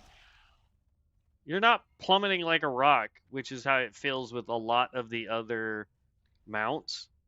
It feels like we get to glide for just a little bit. We're not really going any further than the other mounts can go, but it does feel nice. Whew.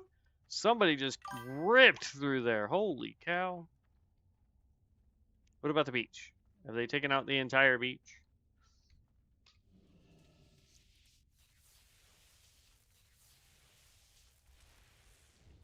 I'm sure if this game had another 4 or 5 years, they would end up redoing every town and settlement in the game.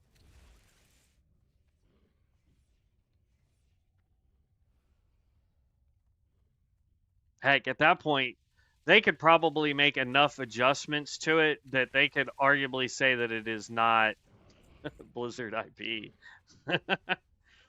They'd be like, yeah, well, we took, it's the groundwork for it, but as you can tell, it's a completely different game.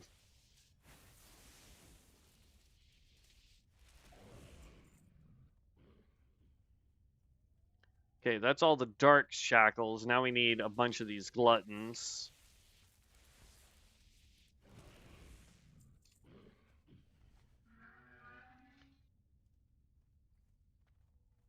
There's a glutton.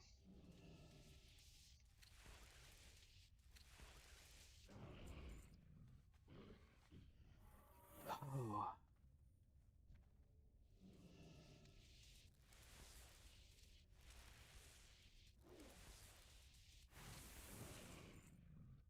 The fact that I'm able to just basically use one skill right now and just take out everything within a few shots is crazy.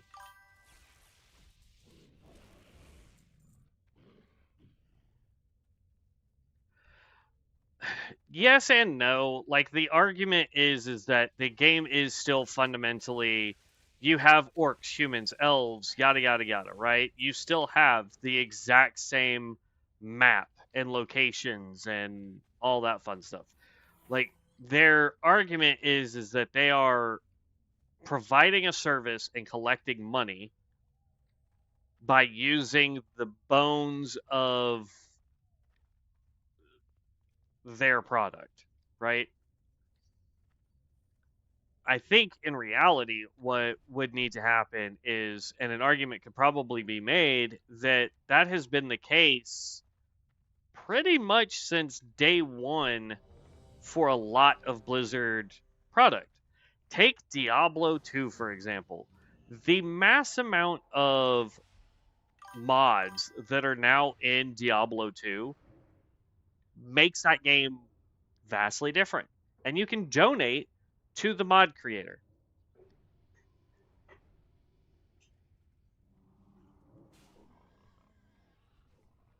Agreed. If they could make that argument that they just need to change it by 10%, I would agree. If they strictly go, "Hey, we've made that adjustment by like here's all the changes we that was way too far out. Uh to the original game, here's everything that we've done, yada yada yada, different classes, the fact that you can, you know, do this in classless and you could do this in COA, and yeah, they definitely could make a strong argument that hey, we've definitely that was not what I wanted to do. They could easily make that argument. Now here is a tank that's like, hey, I'm gonna stress out this healer.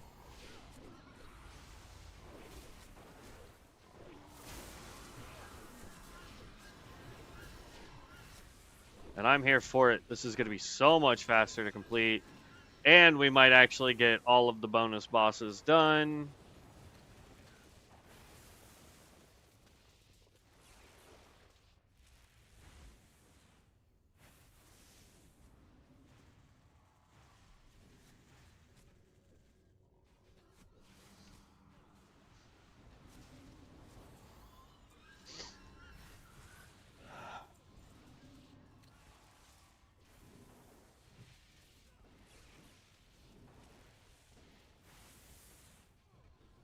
Woo!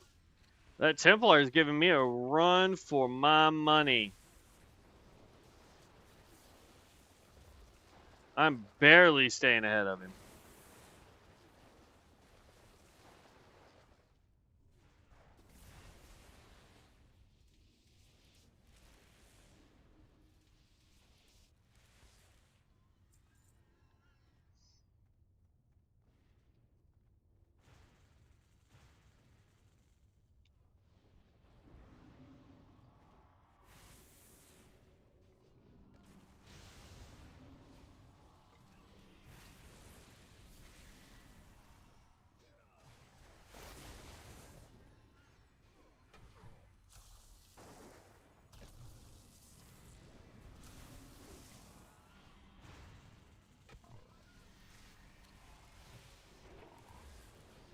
Oh no!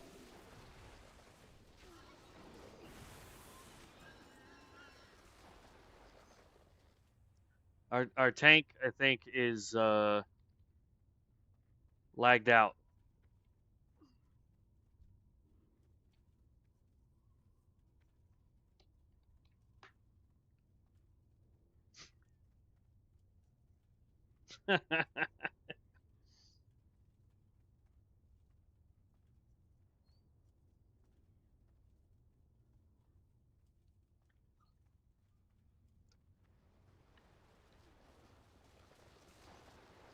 Wow, I can't even do /sleep without transforming.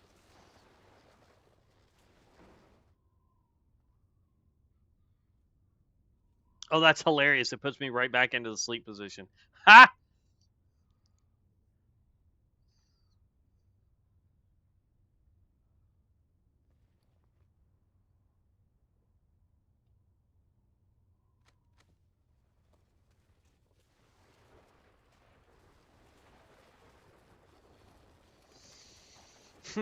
That would give us a ton of crit and spell pen. We'd lose a little bit of spell power. We'd lose some int. I doubt, though.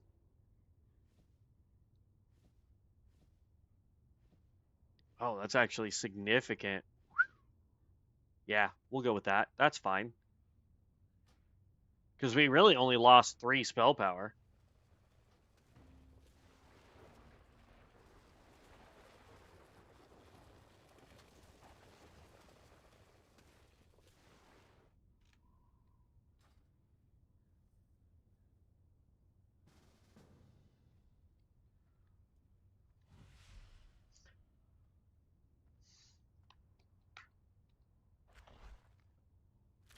Hey, hi!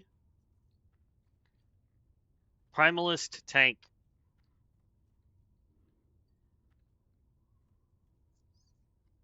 These guys, if built properly and they know their rotation, these things can be a bloody nightmare of, I mean, just they can pull so much stuff. I like your outfit, bud.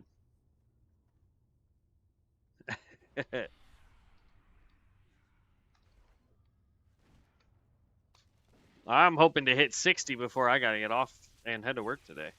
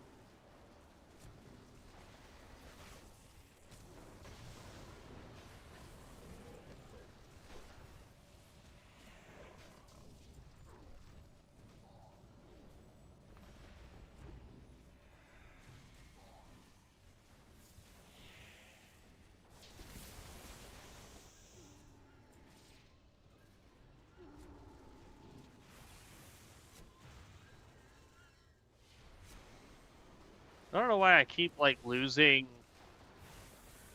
It's supposed to auto switch targets for me, but it's not doing it.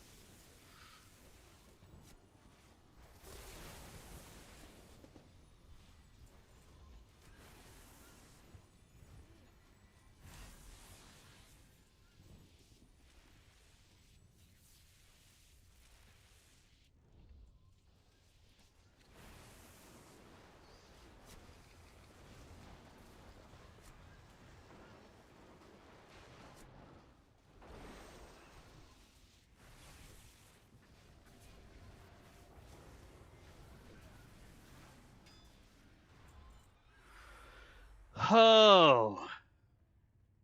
I mean, let's go, bud.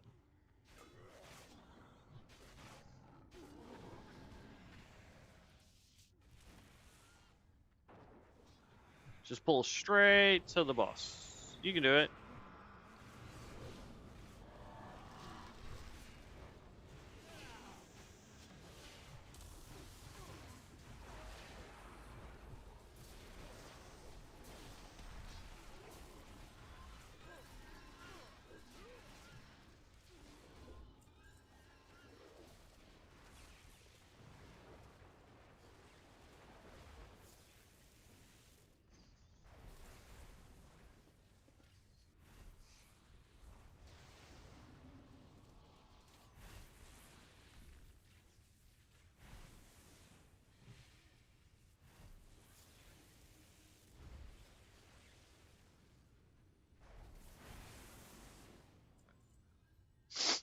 Oh, so good. Boom, boom, boom. I mean, we're definitely getting up there. I like this. Do, do, do, do, do. The downside is I don't know if I can complete one whole level in roughly. Well, I don't know. I can push it for an hour and just be like right on time at work. I guess we're not doing both mini bosses. All right, unless we accidentally pulled that mini boss and I didn't notice.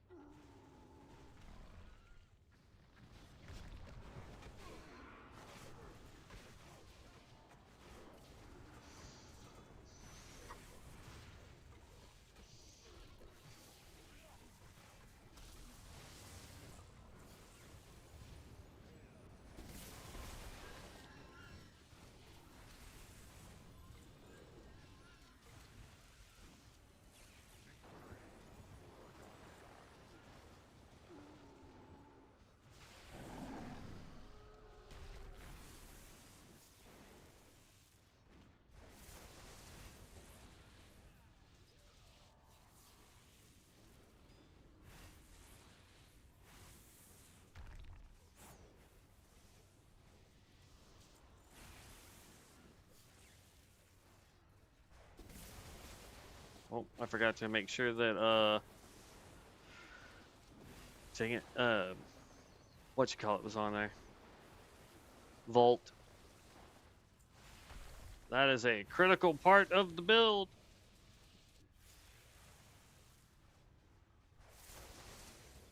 That way you get them big old crits like that.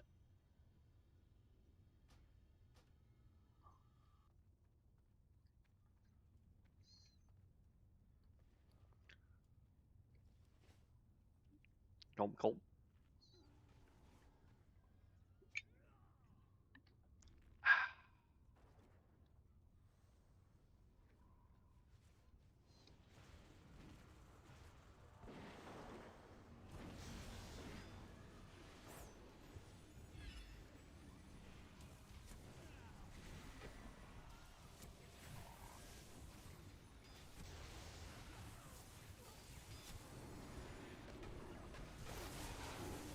Why the heck did the tank pull all this and then leave?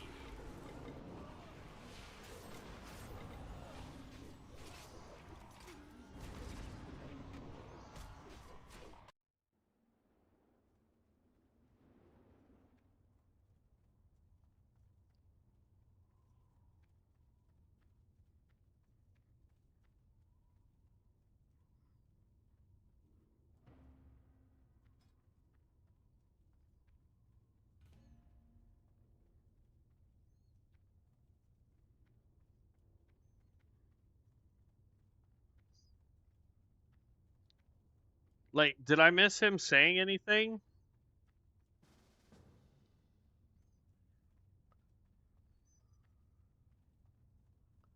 Nope. He definitely did not say a word.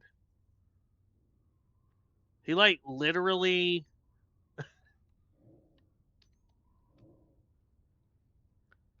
Is why did he pull all that, then dip?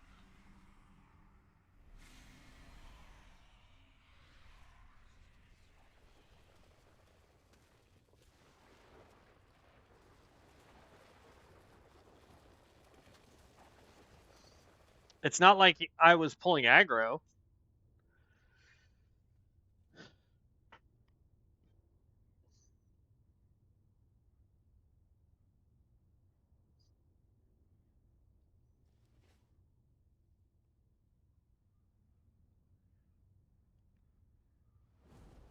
I don't know. I don't know at all, man. Next level, though, we get to put a point into Waterfall, which is what I'm looking forward to. Dealing critical damage now reduces all of your cooldowns by 0.5 seconds. This allows us to pop Arm of Thorm a lot faster. And apparently, like, none of these really do much for us. Let's see. Storm Ascendancy now additionally grants you Lord of Lightning for 20 seconds, increases damage dealt by Forked Lightning, Call Lightning, Electrocute by an additional 30%, allows Electrocute to strike 3 enemies. You got Thunderwave. I personally like Thunderwave. The problem is like for single target, Thunderwave is not going to be beneficial because it affects Forked Lightning. It does not affect any of our other skills.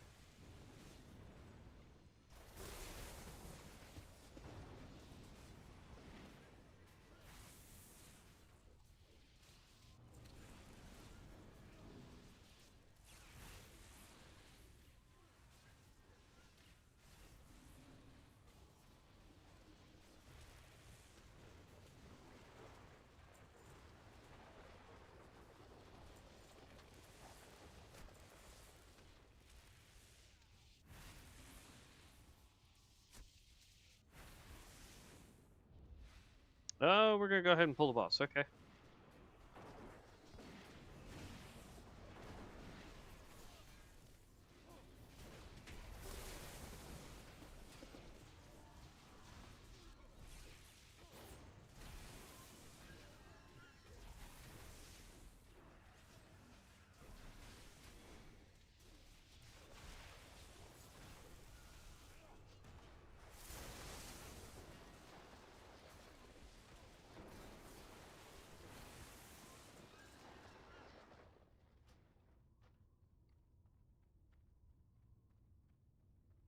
Boom. Arm of Thorm did 45k damage. I can't wait until our crit is high enough to where that's like Arm of Thorm alone during a boss fight does like 100k. That would be so dope. But yeah, so this right here is damage dealt by Forked Lightning has a 5% chance to turn into Thunderwave. What it doesn't say on there, and after playtesting it, at least back when I playtested it last time, it does do a phenomenal amount of damage, but what it doesn't tell you is the fact that its morphability, or whatever you want to refer to that as, the ability for it to do what it's supposed to do is actually per target hit. So if you're hitting 4 targets, each one of those bolts has a 5% chance to change it. And so you actually get quite a few changes. But again, it only affects you while you are doing AoE fights because there's zero reason to be using Forked Lightning during single target boss fights.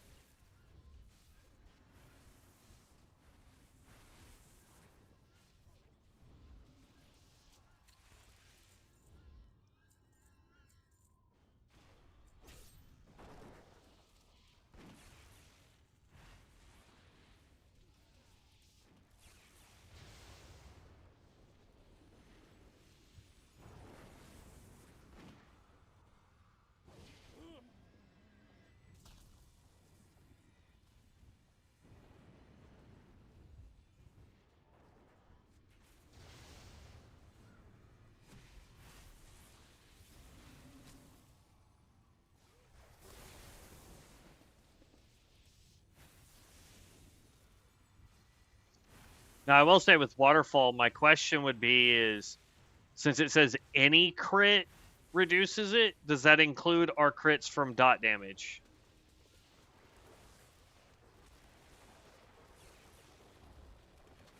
And is there an internal cooldown for all of that? You know what I mean?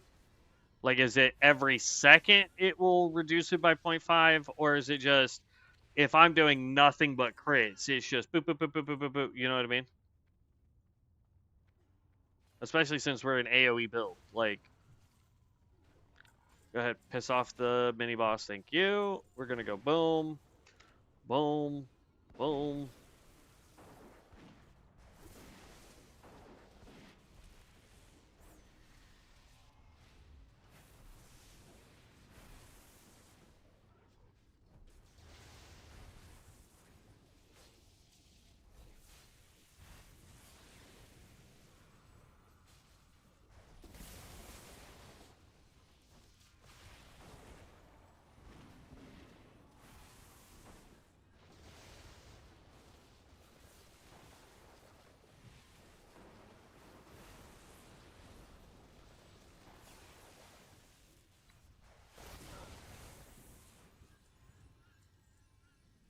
$190.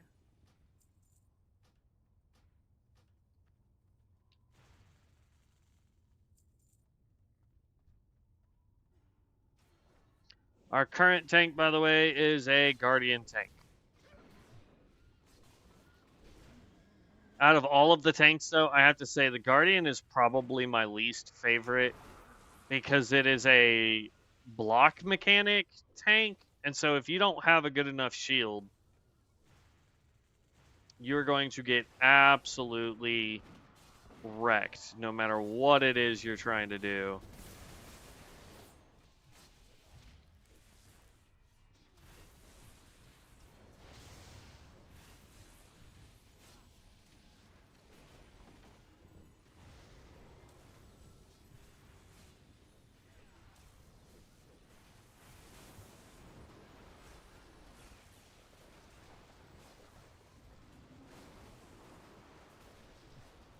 Anytime we're low on mana and we happen to be in our elemental form, we really got to make sure that we're popping our deal to get mana back because it doesn't deplete our static to do so.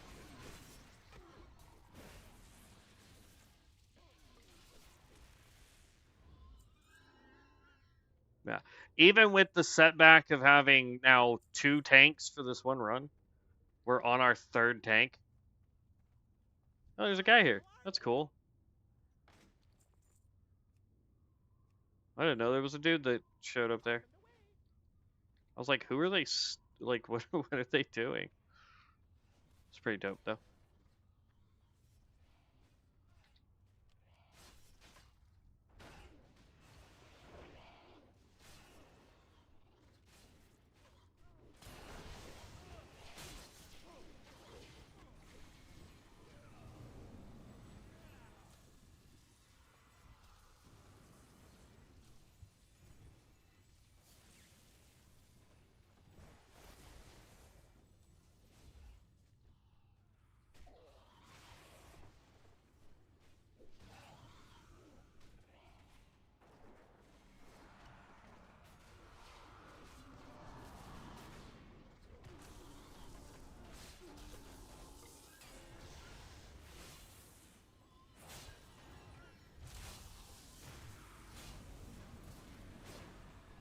Oh no, it died.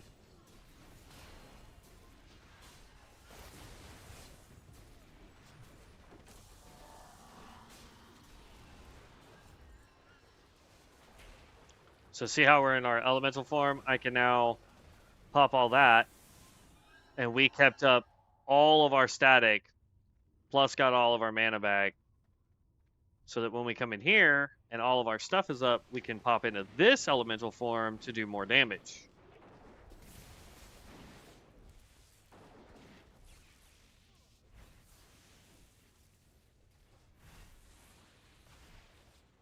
I need to make a weak auras timer so that I can see when my abilities are up and ready to go.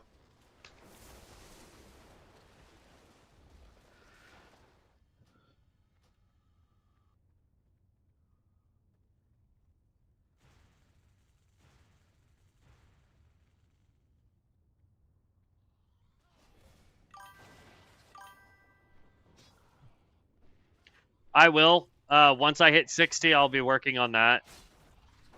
Now that they've made it to where we can have a crap ton of characters and not have to delete a bunch of stuff, I'm able to actually do build guides for all 21 classes once I can level them.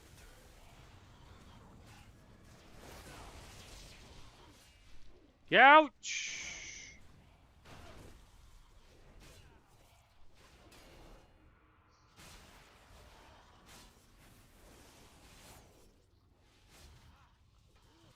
Oh, Blind Hunter.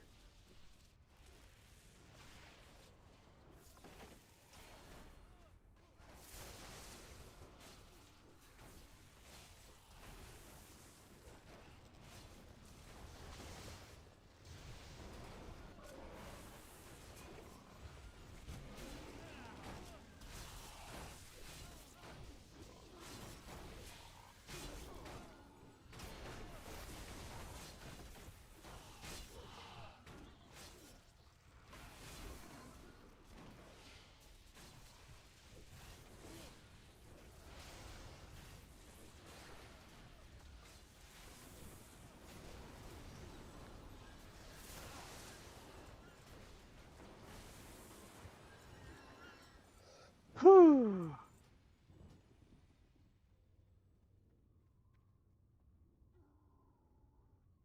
I thought you guys already pulled that one. That's my bad.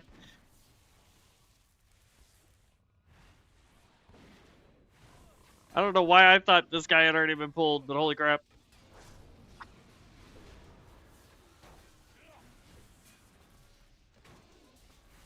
But yes, I'll be making a build guide for the lightning build as soon as we hit 60 with this guy. It'll be what I'll be working on.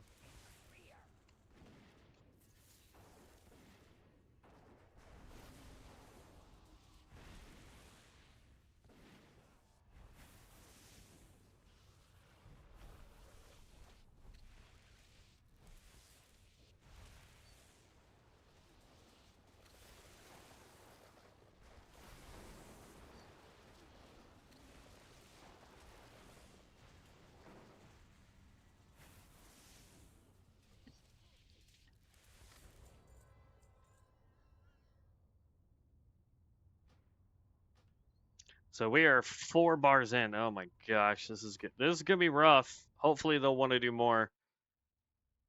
The big issue that I'm gonna be running into right now is nope, who left? Somebody said a no. The healer.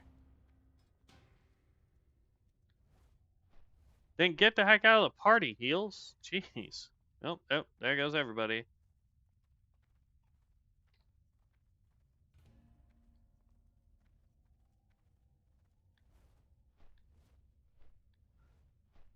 But yeah, the big issue is just going to be how fast can I get more dungeons and how fast can we complete them because it's already 11 o'clock. So technically, I'm supposed to be getting off. Ugh, I was hoping to hit 60 today. Dang it. I haven't got all day.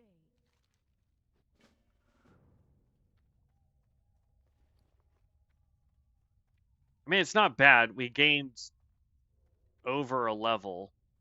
Lose crit, spell power. No, no, no, no. But it is such a better piece of gear. Holy crap. I just wish I wasn't losing so much stats. I don't think I want to risk it.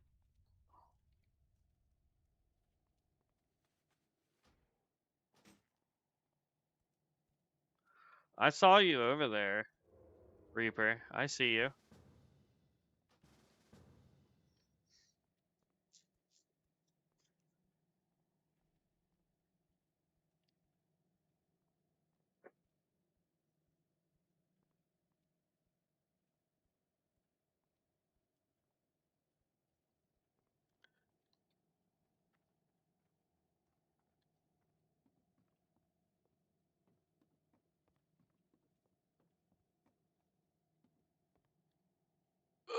Oh, I overjumped it. Dang it.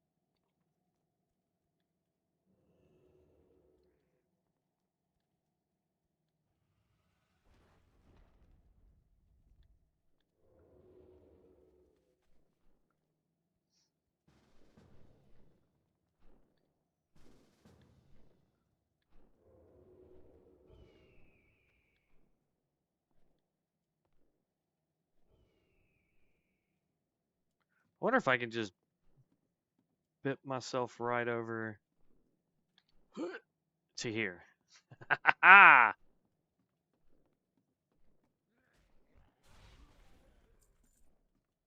Dang, I couldn't even get. Oop! I couldn't even get off a spell. Also, why do I feel like I'm moving so much faster than normal? All right, that works. Thanks, everybody. Appreciate it. What is it? Beware our enemies. I don't have time for that. Let's just go to town, turn that in, and hopefully that will get us just over the halfway point. I'll be able to hit 60 when I get home tonight, depending on how my day at work goes today. I tell you, man, yesterday was rough. I started my day off with a guy who got pissed off because he didn't listen to me when he bought the stuff, and I told him it wasn't going to be available. But he was like, I still want you to schedule it for this day. And I'm like, okay, but not everything is going to be deliverable because I'm not even supposed to be getting it in until literally the day you're wanting it delivered. And he's like, that's fine, just schedule it. And I was like, okay. And then I scheduled it. Lo and behold, stuff did not show up to his house. So what's he do? He gets pissed off and says that I didn't tell him it was going to be there. First of all, it did. And then second of all, he cancels the whole order because he bought from another place that delivered next day, supposedly, according to what he said. What I think really happened is I told him that we weren't going to be able to deliver on time. He went ahead and purchased it, went and told his wife. His wife probably went out and bought stuff and had it delivered. And so when it showed up, even though we had told him it wasn't going to be all there, he went, "Oh wells," and then they refused it. And then when I messaged him to be like, "Hey, everything is now in. If you want me to go ahead and get it out to you on Friday," and he went, "No, we already told them to cancel it." Well, the drivers can't cancel orders; they're just special, so. I wanted to compare it to Maelstrom. Maelstrom is good if you need something that can attack super, super fast single target. It does have some decent AoE, but it's going to be primarily your early game single target nuke kind of deal. Whereas Lightning is going to be your early game AoE. And then Lightning is going to be your hard hitting, single target, long cooldown ish Arm of Thorum with some pretty good AoE early game. And then towards mid late game, you're going to be all Lightning because it does phenomenal single target damage, it does phenomenal AoE damage. Just overall, it is considerably better there. Inca, Inak, Inca. I hope I'm saying your name right. I should be able to complete this quest with very little difficulty. We'll even go grab the bonus quest that's here. Again, this is usually a place I wouldn't recommend a fresh character to come, but we're level 59, so I'm trying to get as much XP as I can in as quickly as amount of time as I can. We're definitely not going to hit 60, but we're going to get as close as I can. I'm gonna stretch the timeout as best I can.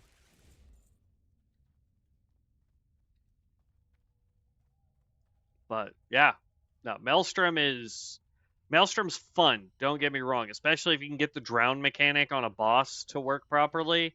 Whew, man.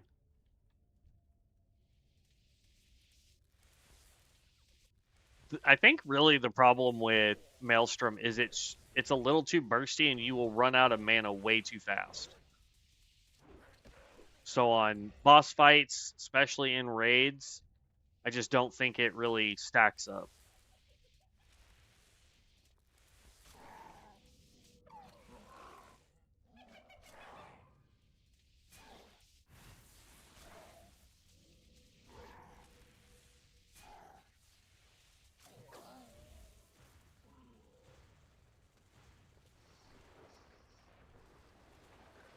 Oh, so getting mana back is infinite static, but if we try to heal ourselves, it is not.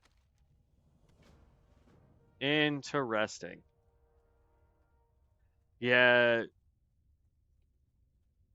all good. I'm on level 33, 34, I think, with my Maelstrom. I haven't been playing much lately, but having Deluge now makes it way easier on quests. Yeah. Deluge is basically your only AoE skill, if I remember, or like your primary AoE damage ability. Because like you'll get Eye of the Storm and you can get Conjure Storm, Body of Lightning, and then I think you also get Deluge. So you do get more skills over there, I think, for AoE. But just like the fact that you run out of mana super fast is rough. When I got to spend more time doing this than taking out a target or during boss fights.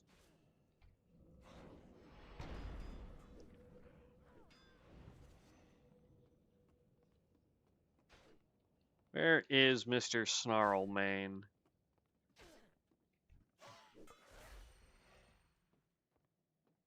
Right behind me.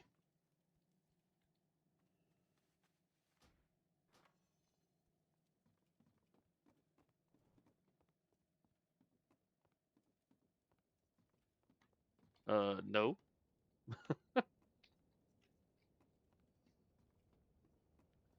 I don't know what trinket. What trinket?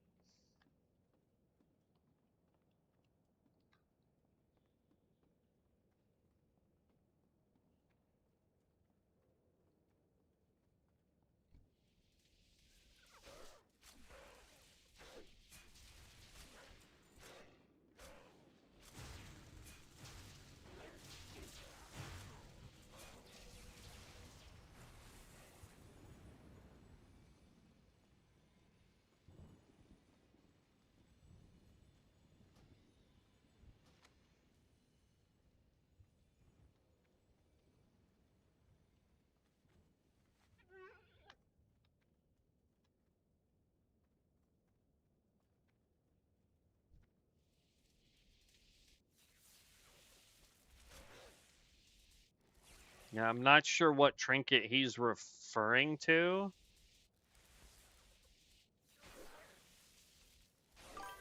He just yeeted himself off the roof.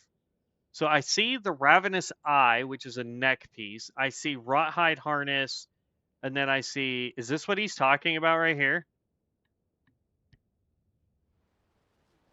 Yeah, I don't use the other ones usually because Deluge deals more damage with the conduction stat and all that. Easier to use after you finish the first Stormflow. Yeah. Well, that's my point though. Is like you could technically have way more AOE DPS going out, but you'll run out of mana too fast. I mean, his trinket, if that's the trinket he's talking about, isn't even here. It's way at the end of the island. All right, we're gonna go back over to Sepulcher and turn in what we can. See how close. I mean, look at that. I mean, just it's gonna frustrate me. I may go do this quest too. Which one is this? Head of Grimson? Yeah. Yeah, we'll go do it. It's fine.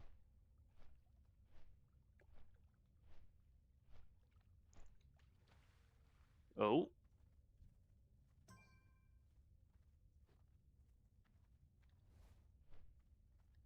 Still won't level even if I do this quest, but I figure this one. Oh, what did I click? Ooh, that was close.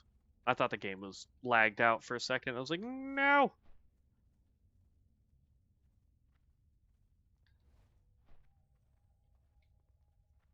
Okay, there's the mine shaft.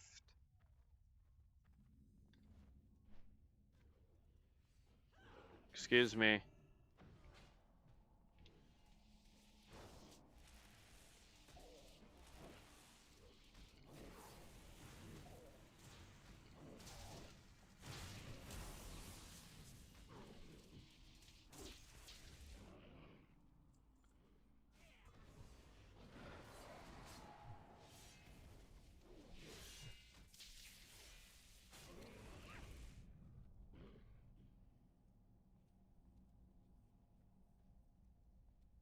I think they just took him out. Isn't that who I needed? Yeah, Grimson the Pale.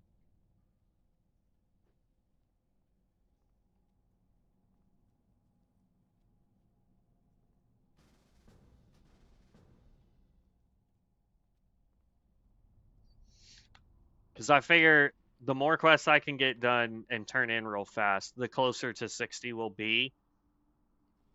But, yeah.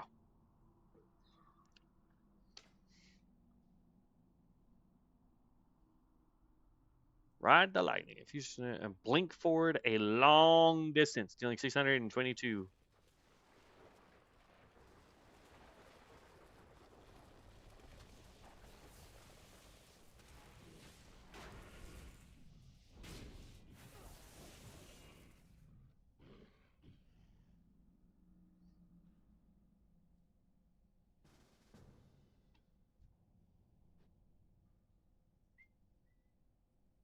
I'm like perpetually stuck in this. What the heck?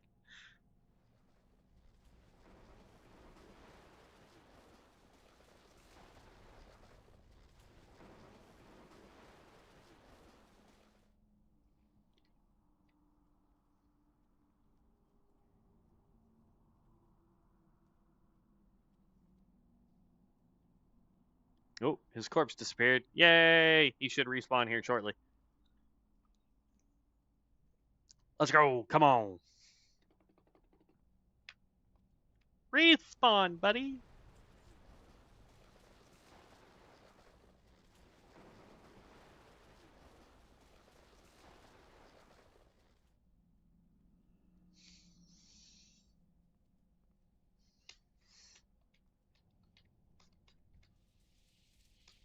No.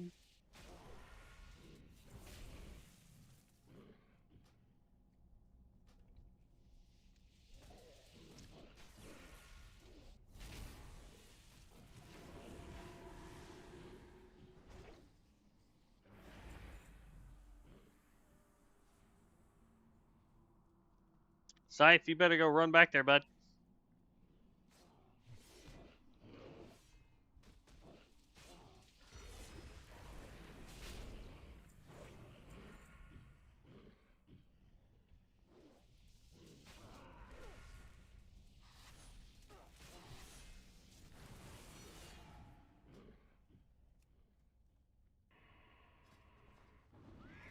All right, I think we have enough time to go run down here, grab that, and then maybe do the 6, depending on how many people are there.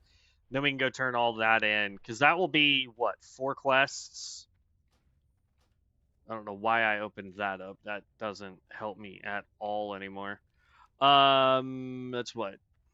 1, 2, 3 would be 4, 5 potentially turn-ins, which should help. Question is do I need to take out the stupid mages? And I don't think right now I do. Thank you for pissing them all off so that I can come in here and grab this. And now I think I need them.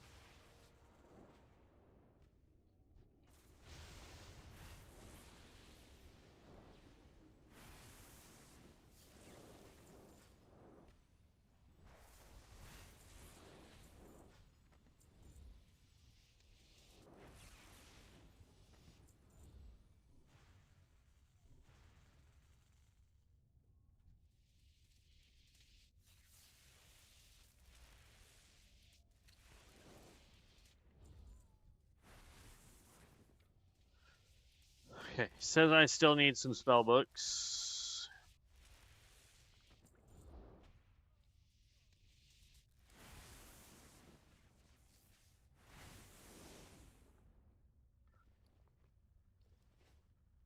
We need 2 more spell books. The fact that I was just like, oh, look, he gathered them all up and it just obliterated them. I'm a little sorry about that, my friend. Not entirely because I'm kind of in a hurry, but a little. And I think it said I needed 2 more books.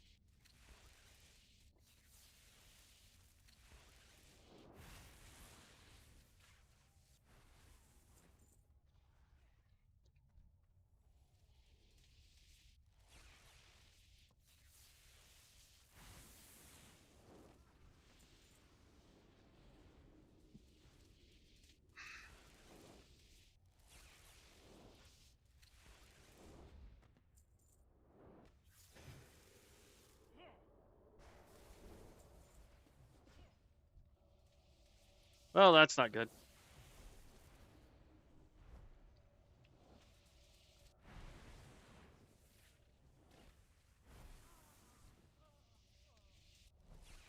And I can't tell if I've gotten the last book or not.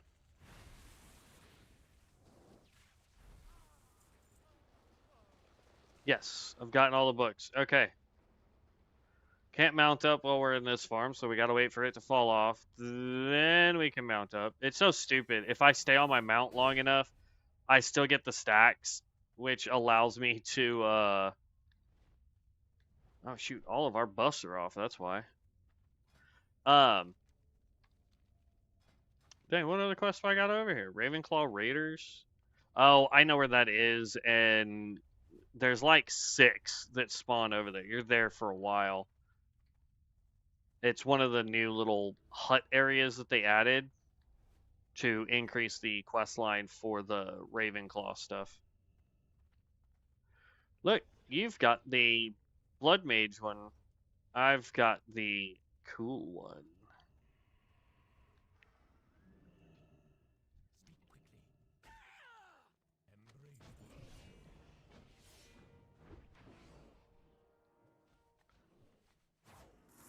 Question is it going to be enough XP when we turn all this in? And it just might be. Oh, it would be nice if it was.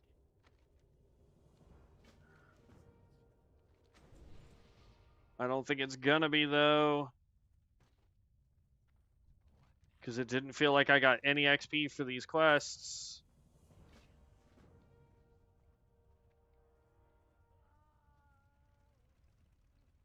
So he is downstairs, even though it looks like he's upstairs?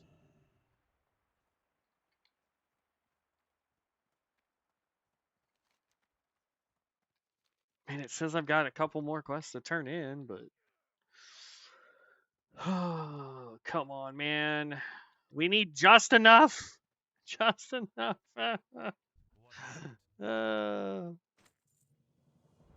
Yeah, nope.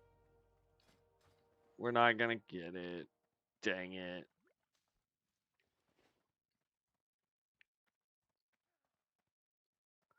He had another quest to grab. There's one more to turn in there. Dang. And I have to get off. Look at that. The 4K didn't even seem to budge our bar. That's so dumb. Oh no, it's worth 4K. I'm stupid. I was accepting a quest, not turning one in.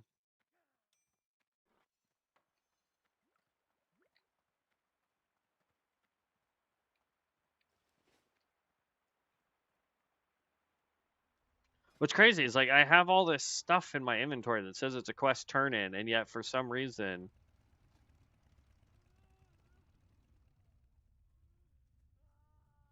I think it's the guy down there.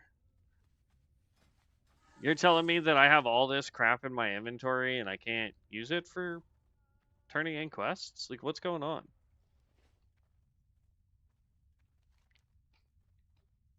Seed of Life, that requires us to go to Moonglaive. And then it says I have 1, 2, 3, 4 quests. That's Hillsbrad. We could fly there.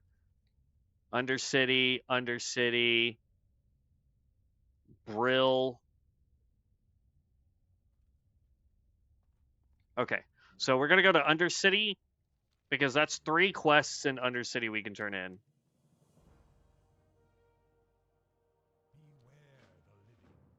I have no idea where he's wanting us to go. We're going to go to Undercity. We're going to turn in the 3 quests now that we have there. So the Engraved Ring, Rothhide Origins, Wand of Belthor, all of these can now be turned into Undercity for us.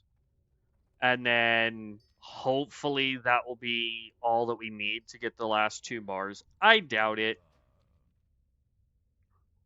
But if it's not, then when I get home, I'll go out to Hillsbrad and go that route.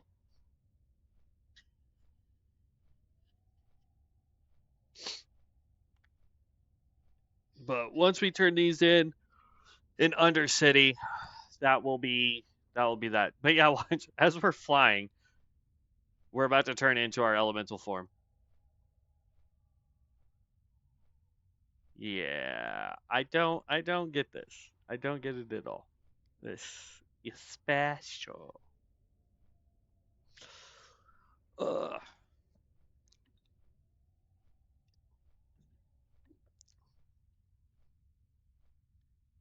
But yeah, if that guy was looking for that trinket, it shows that it's all the way down there. That's an elite that you have to kill to get that one.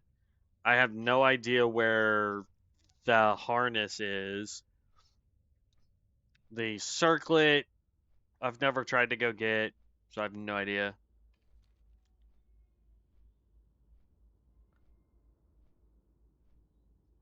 I mean, over on Dark Moon, we went and got quite a few World Forged items that helped us, and we're still wearing most of them. Um, they're all level like 64, which is pretty decent gear. Um, but yeah, if we could upgrade it, it'd be great. There is a ring that we can buy in Orgrimmar, and I'm sure you can. There's a vendor in Undercity that probably sells it too that we're gonna have to get. It's gonna cost us 725 gold to get. So we're going to have to do some gold farming at some point.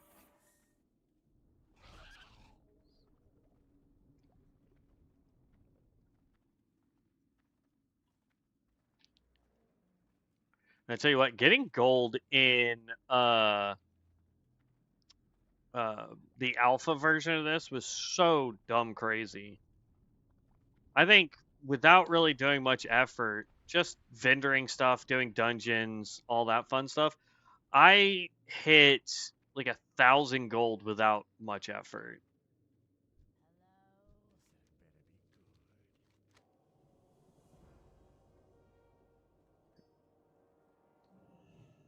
Okay, come on. Shut up, because you have another quest I have to turn in.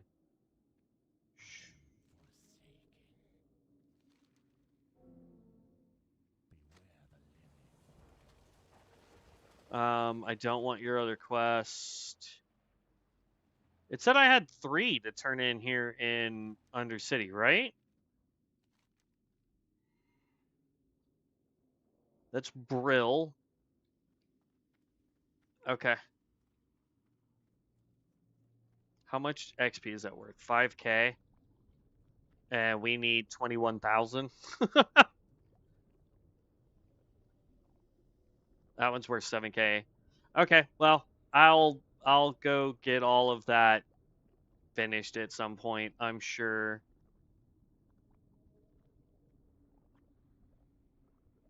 That's on the other side. We never did him, and we never did that. Seed of Life requires me to go to Moonglade. Okay, yeah. So this is where I'm going to end it, unfortunately. So I will see you guys not tomorrow. Tomorrow there won't be a stream because I will be at work in the morning, and then I have bowling tomorrow evening. We'll be back on Wednesday evening, Thursday evening, then all day Friday, Saturday. So I will catch you guys in the next one. Thank you so much for popping in and saying hello. If you like the content, make sure you subscribe. It's the best way to know when I go live. I try to stream every day for at least 2 hours, if not a little bit longer, depending on my schedule. But other than that, I will see you guys in the next one. Stay safe, be loved, be blessed. And as always, heroes, stay legendary. Peace out.